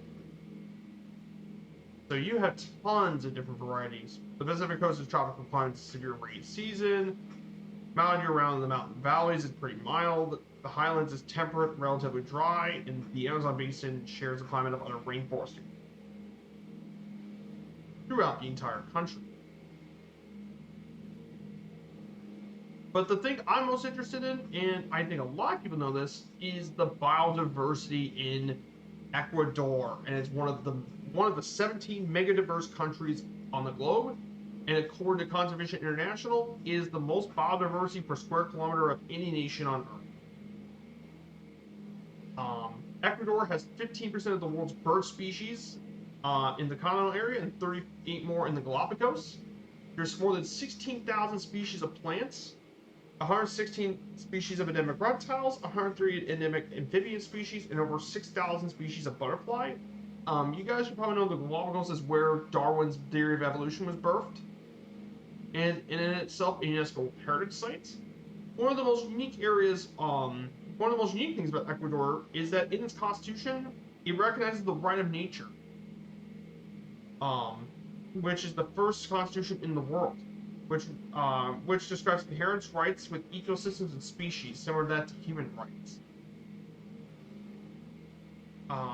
Despite being UNESCO list, Galapagos is endangered by environmental effects, as well as oil exploitation in the Amazon rainforest, causes a bit of issues with Ecuador's environment. However, it's still very biodiverse. There's tons of species all across Ecuador. The picture here to your right, this is not just any type of tortoise, it's actually the Western Santa Cruz tortoise. It's actually a subspecies of the Galapagos giant tortoise that lives here in Santa Cruz Island. And there are only 3,400 of them left.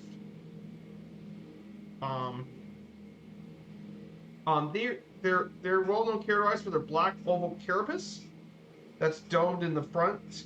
And guess what? These bad boys can live up to 175 years. What? That's about twice the lifespan of humans. Over twice the lifespan of a normal human. They live over 100 years old. And they're part of the same subspecies as the Galapagos tortoise, which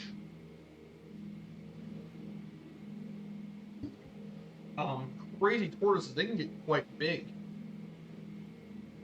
Thankfully, though, these tortoises are herbivores. They mainly eat cacti, grasses, leaves, lectins, berries, melons, oranges, and milkweed.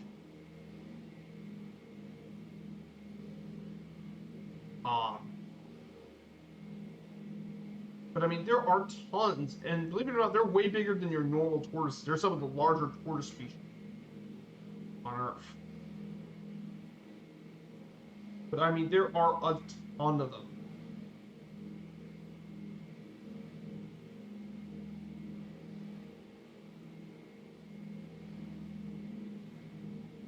So, pretty cool stuff about the negative diverse species. But there are way more animal species that live in Ecuador.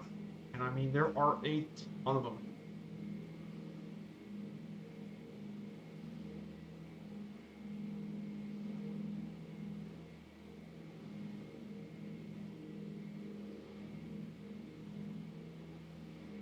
But yeah, there are tons of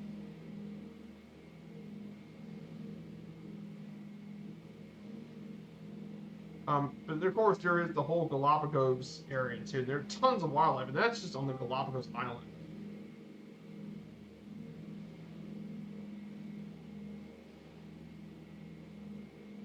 But there are tons of wildlife in the Galapagos. I mean, in fact, the thing that made Charles Darwin's theory famous was actually the finches when he did his theory of evolution. If you guys anywhere take your high school biology class, you're probably familiar with his name, obviously. In fact, maybe on one of the Friday Wednesday streams, we might fly into the Galapagos.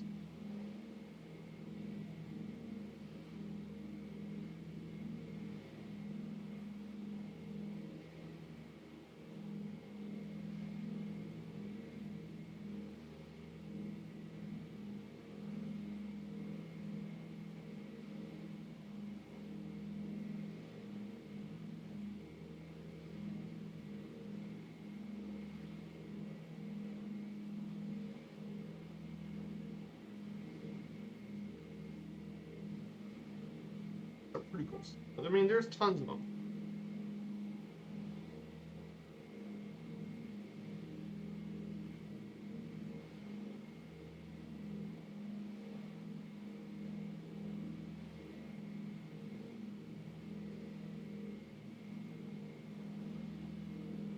Yeah, there's tons of wildlife you can find all over Ecuador, and there are lots of them in the country. But there's so many animal species, it's not even funny. Some of the big ones, jaguars. If you get lucky to see them, jaguars are the biggest cats. You can find tapir species, river dolphins in the Amazon. Of course, you can find Galapagos penguin, the only penguin species found north of the equator, and of course, the unique marine iguana. Um,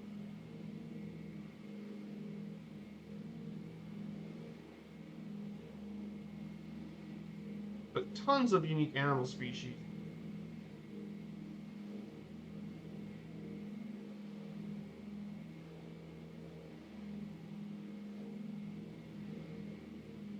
Yeah, there's tons of really cool animal species. Yeah, these iguana are really unique. They're actually the only extant lizard that spends time in a marine environment.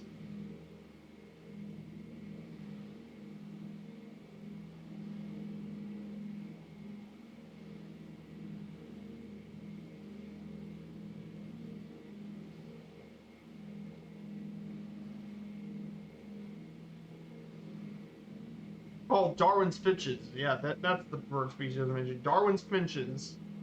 They were all part of. There were a group of 18 species of finch birds in the Galapagos, and they were visited. They were collected by Charles Darwin, and they helped prove the theory of evolution during his book "From the Origin of Species," which is actually the book that's the foundation of all evolution biology.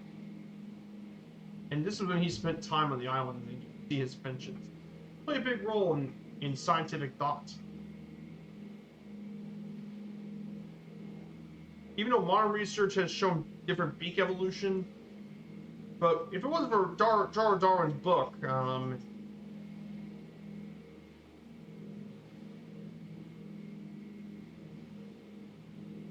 mean, what you guys don't forget, like when he released his book, Darwin's book, The Origin of Species, it was very controversial because of the Church of England and all that, and religious attitudes. And surprisingly, despite being scientific proof of all this, there are still debates on evolution. I don't know why that's still a thing,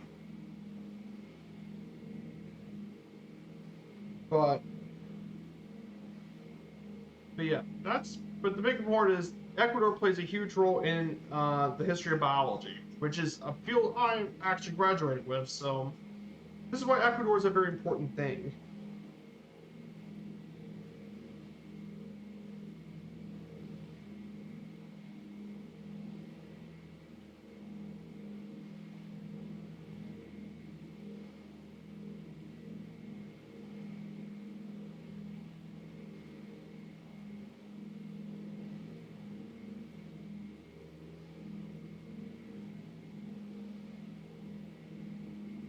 So very, very important.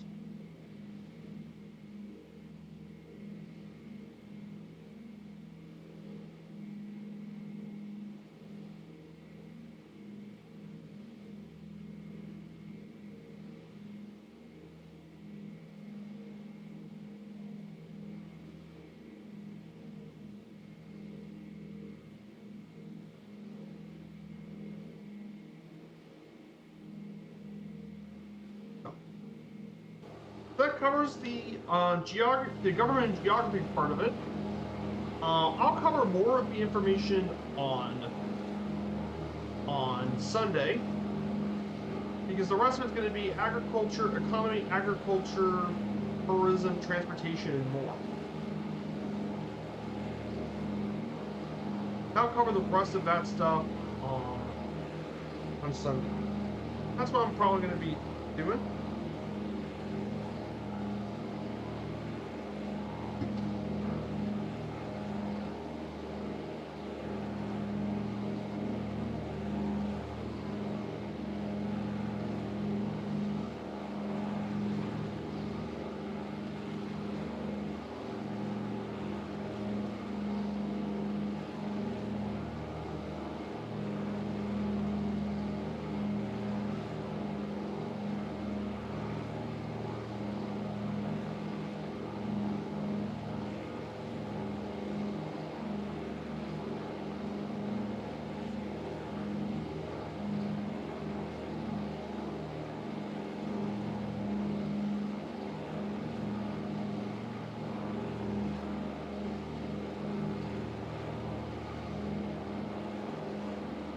pretty cool stuff. There's all the mountains and stuff in Ecuador. That's the rest of the Andes mountain ranges, right? All the different peaks and stuff.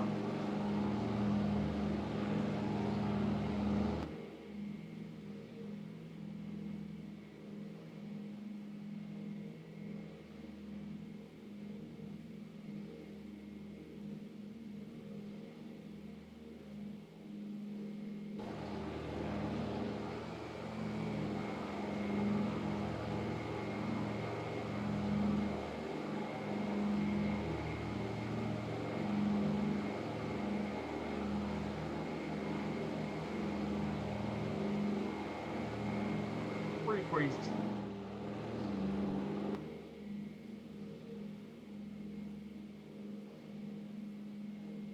So, we're going to go ahead and descend down to 2,000 feet slowly. Probably we're only 60 nautical miles away. We're nearly done with the stream. We're just about like 10-20 minutes.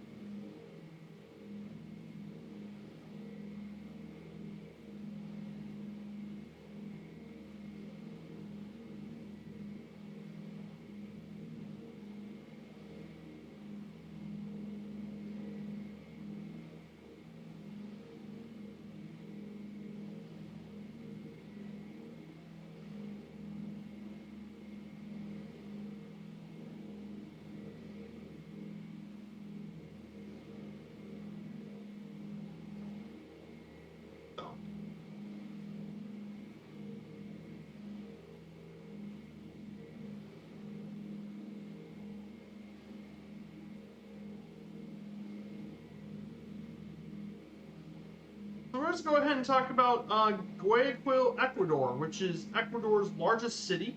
It's traditionally known as Santiago de Guayaquil. Guayaquil. It is the largest city in Ecuador and the nation's economic capital and main port. It's the capital of its own Guayas province, and located on the west bank of the Guayas River. It flows into the Pacific Ocean.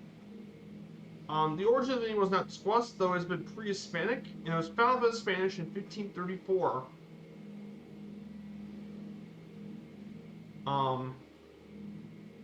So the history of this was mainly a well-known place for a lot of pirate stuff in the late 17th century. A lot of pirates looted this area. During colonial times, it was actually the chief Spanish shipyard in the Pacific. And it was a stopover point in the commerce between Asia and Latin America by the Manila galleons, trading between Manila and Latin America. And it had route links to Acapulco in Mexico and terminated with a note in Callao, Peru, just outside of Lima. During the late 18th century, the majority of slaves were located in Ecuador were here. And then afterwards, during the rest of the day, there was like a couple battles.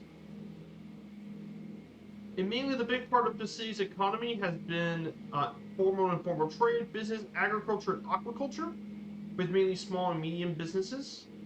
The city's port is the most important commercial port in Ecuador, as most international import and export merchandise passes through here. And tourism has been increasingly a bigger role in the city over the past couple of years as a business and convention destination. And it's considered by to be one of the great places for a lot of meetings and business. So, pretty interesting stuff. The city is also in a tropical Savannah climate, so it can get pretty hot and humid year-round, especially between January and April, with El Nino. So, pretty important stuff. And mainly popular dishes like ceviche and stuff are very popular all across the city. So in terms of landmarks here in the city, we have Malecon 2000 in the Promenade. You can visit shops, museums in the Malecon 2000. You have the Metropolitan Cathedral, which is located right in the city's city. It's the main cathedral of the city. And then you have the Parque Centenario, which is the biggest park in Guayaquil and hosts a monument commemorating the heroes of the independence of the city from Peru, from Spain. My apologies.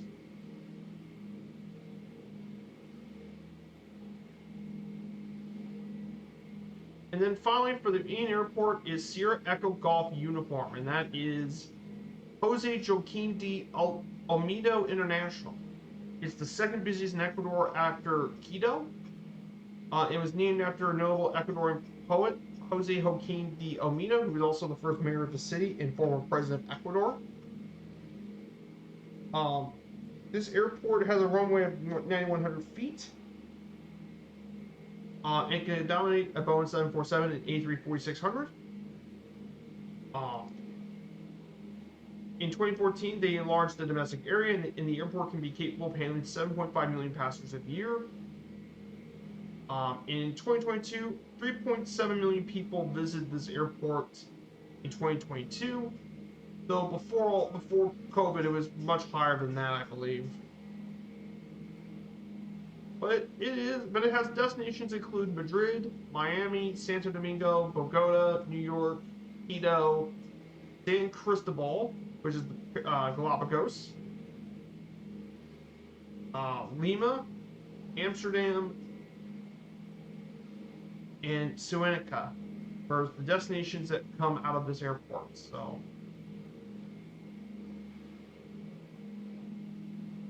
that is our final stop here for last of the slides for today.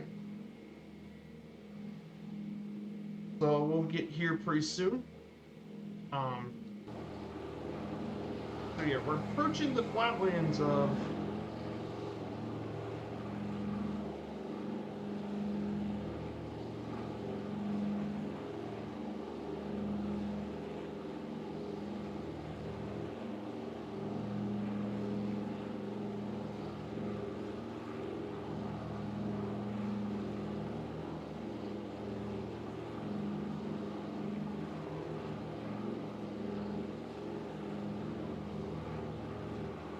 yeah, over here is like a couple of the islands and stuff here in mainland Ecuador. This is where they built a lot of the farming stuff and all that area is where a lot of the farming and stuff. And some of the most fertile farmlands right around the coast.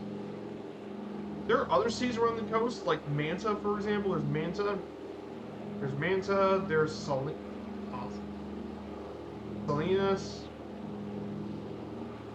then there's Esmeraldas as well. These are like some of the other major cities on the coast of Ecuador.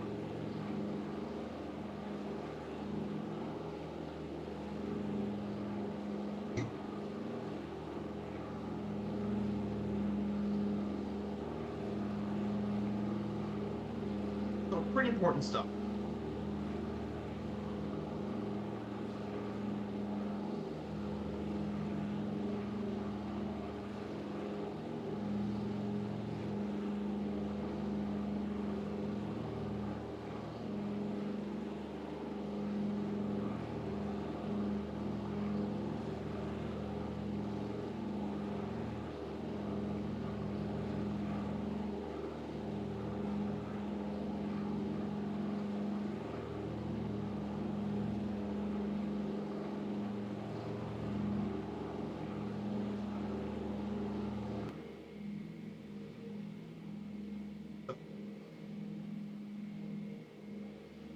Let's check our fuel situation.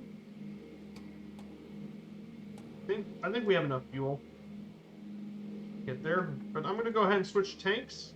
Left auxiliary and right auxiliary tanks.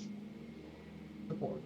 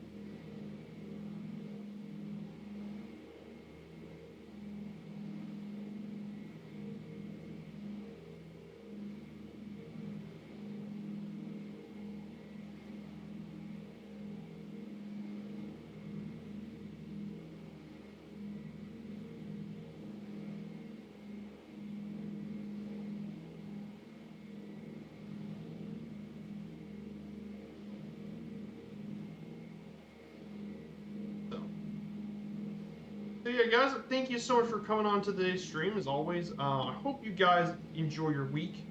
I know the weekend's gonna come up pretty soon for you guys. FX Expo, a lot of big news today around FS Expo.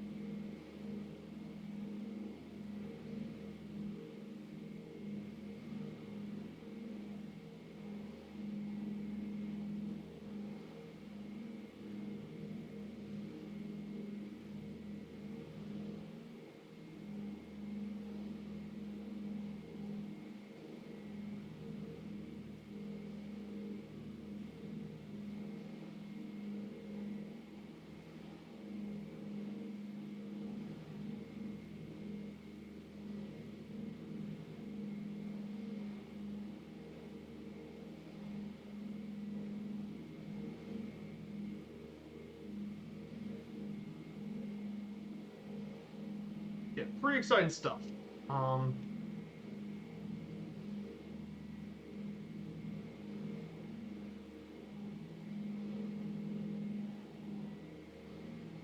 Beautiful flight today, guys. And we're about to approach Gate Quill at 30 nautical miles. We don't really have that much far left to go.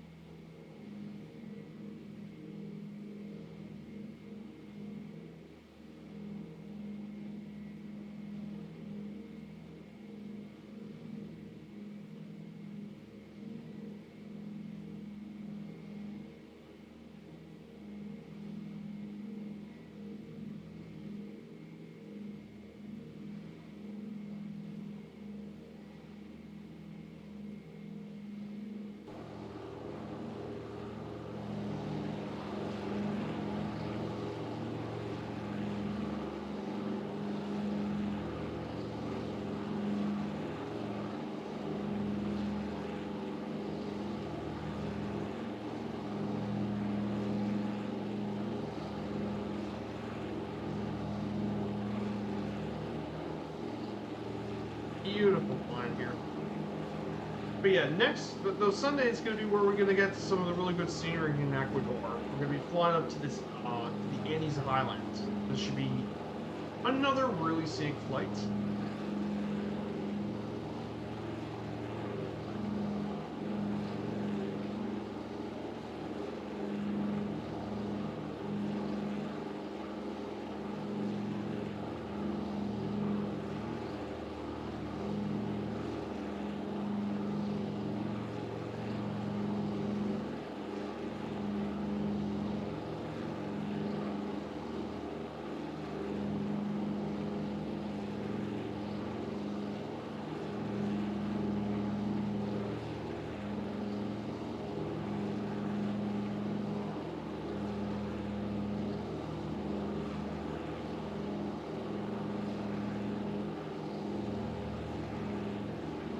We're going to be approaching the sea very soon in only just 20 nautical miles.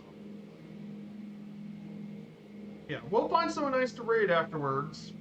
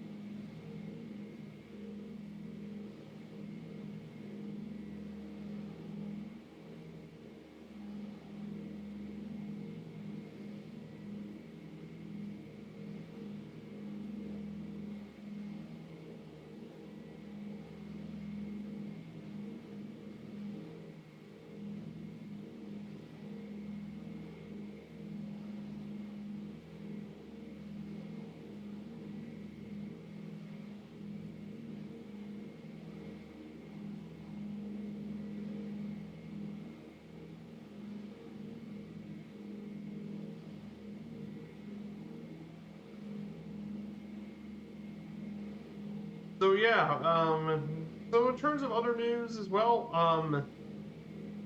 so there really isn't too many other stuff to talk about, but I know, but the thing I'm most excited though, like next week, 777, that's the big news. That's the big one I want to get next week because the next couple of virtual airline streams are going to be 777 flights. Because I'm trying to spend more time with it.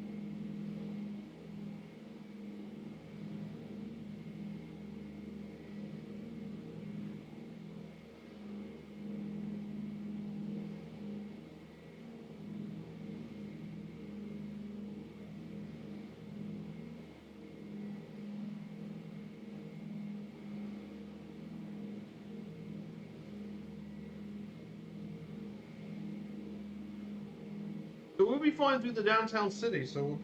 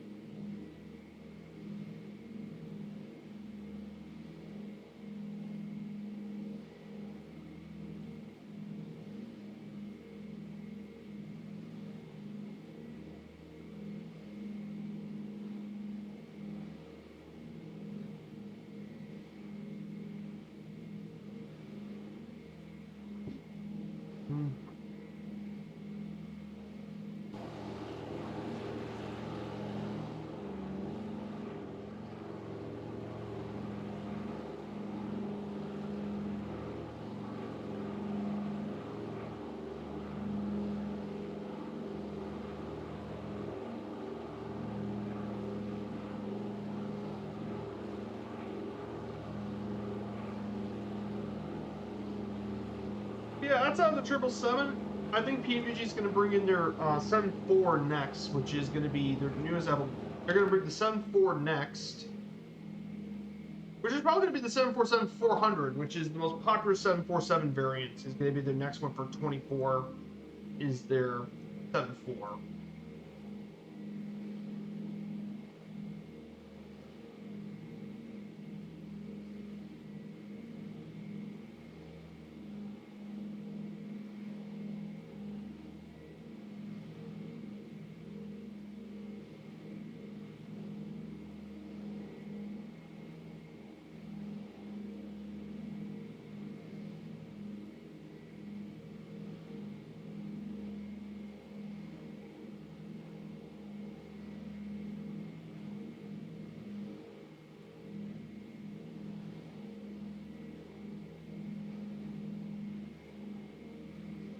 Here it is, Guayaquil. There it is, Ecuador's largest city.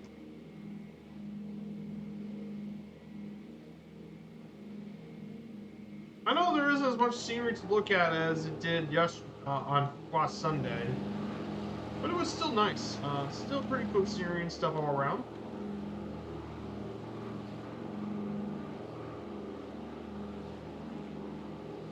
Who knows? It might appear in 25. Yeah, it might appear. Yeah, the 400. Yeah, I'm looking forward to that one too. I know we already have one in the sim. And I know it's actually pretty good now. The Working Title 7.4. I know that's actually been much better than there was on release. I'm gonna look. I'm going to go ahead and turn off the autopilot. And we're going to go ahead and prepare for the landing today.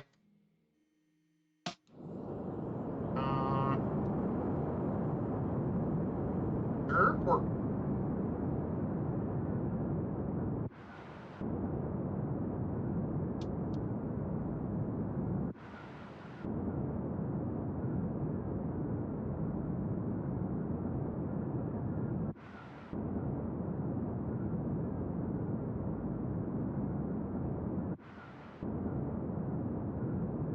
Here's your...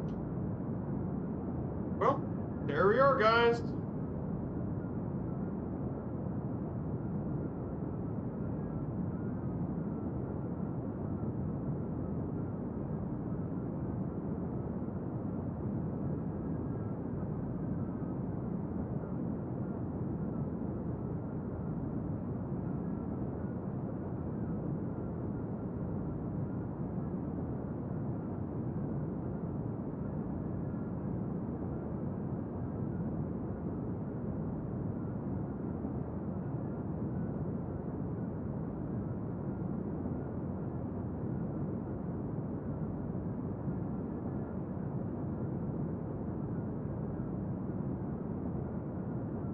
Here we are, guys.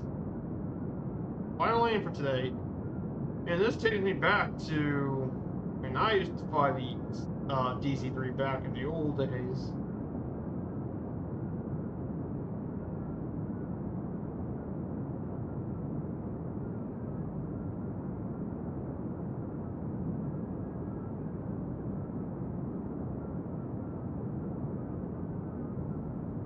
Beautiful landing. 168.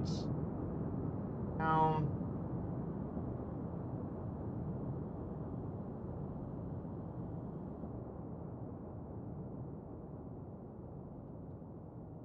Beautiful.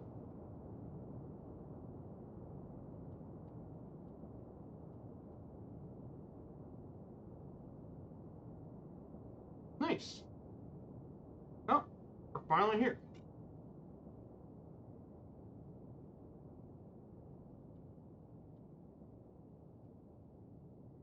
Well, guys, we finally made it.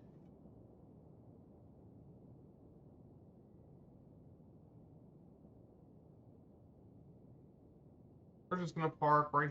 We're gonna park right here, guys. We officially made it to Ecuador. The first 2 streams here in Ecuador.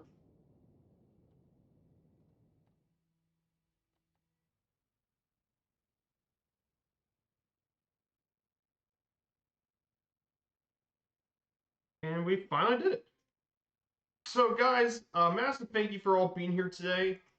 That's quite fun, and thank you once again, Dryson, for the raid. Thank you guys so much. So, guys, thank you all for coming here. I hope you all have a great weekend, and we're gonna actually go raid someone a bit different. We're actually going to raid someone brand new today. And we are gonna raid Easy Jetson Pilot today, and the reason is obvious. He's actually flying the PMDG 777. Which is pretty crazy. He's actually already flying the 736, so we're gonna raid his channel. So guys, stick around for the raid, and I hope we see you all Sunday. Take care, everyone, and have a great start to your weekend. Goodbye, everyone.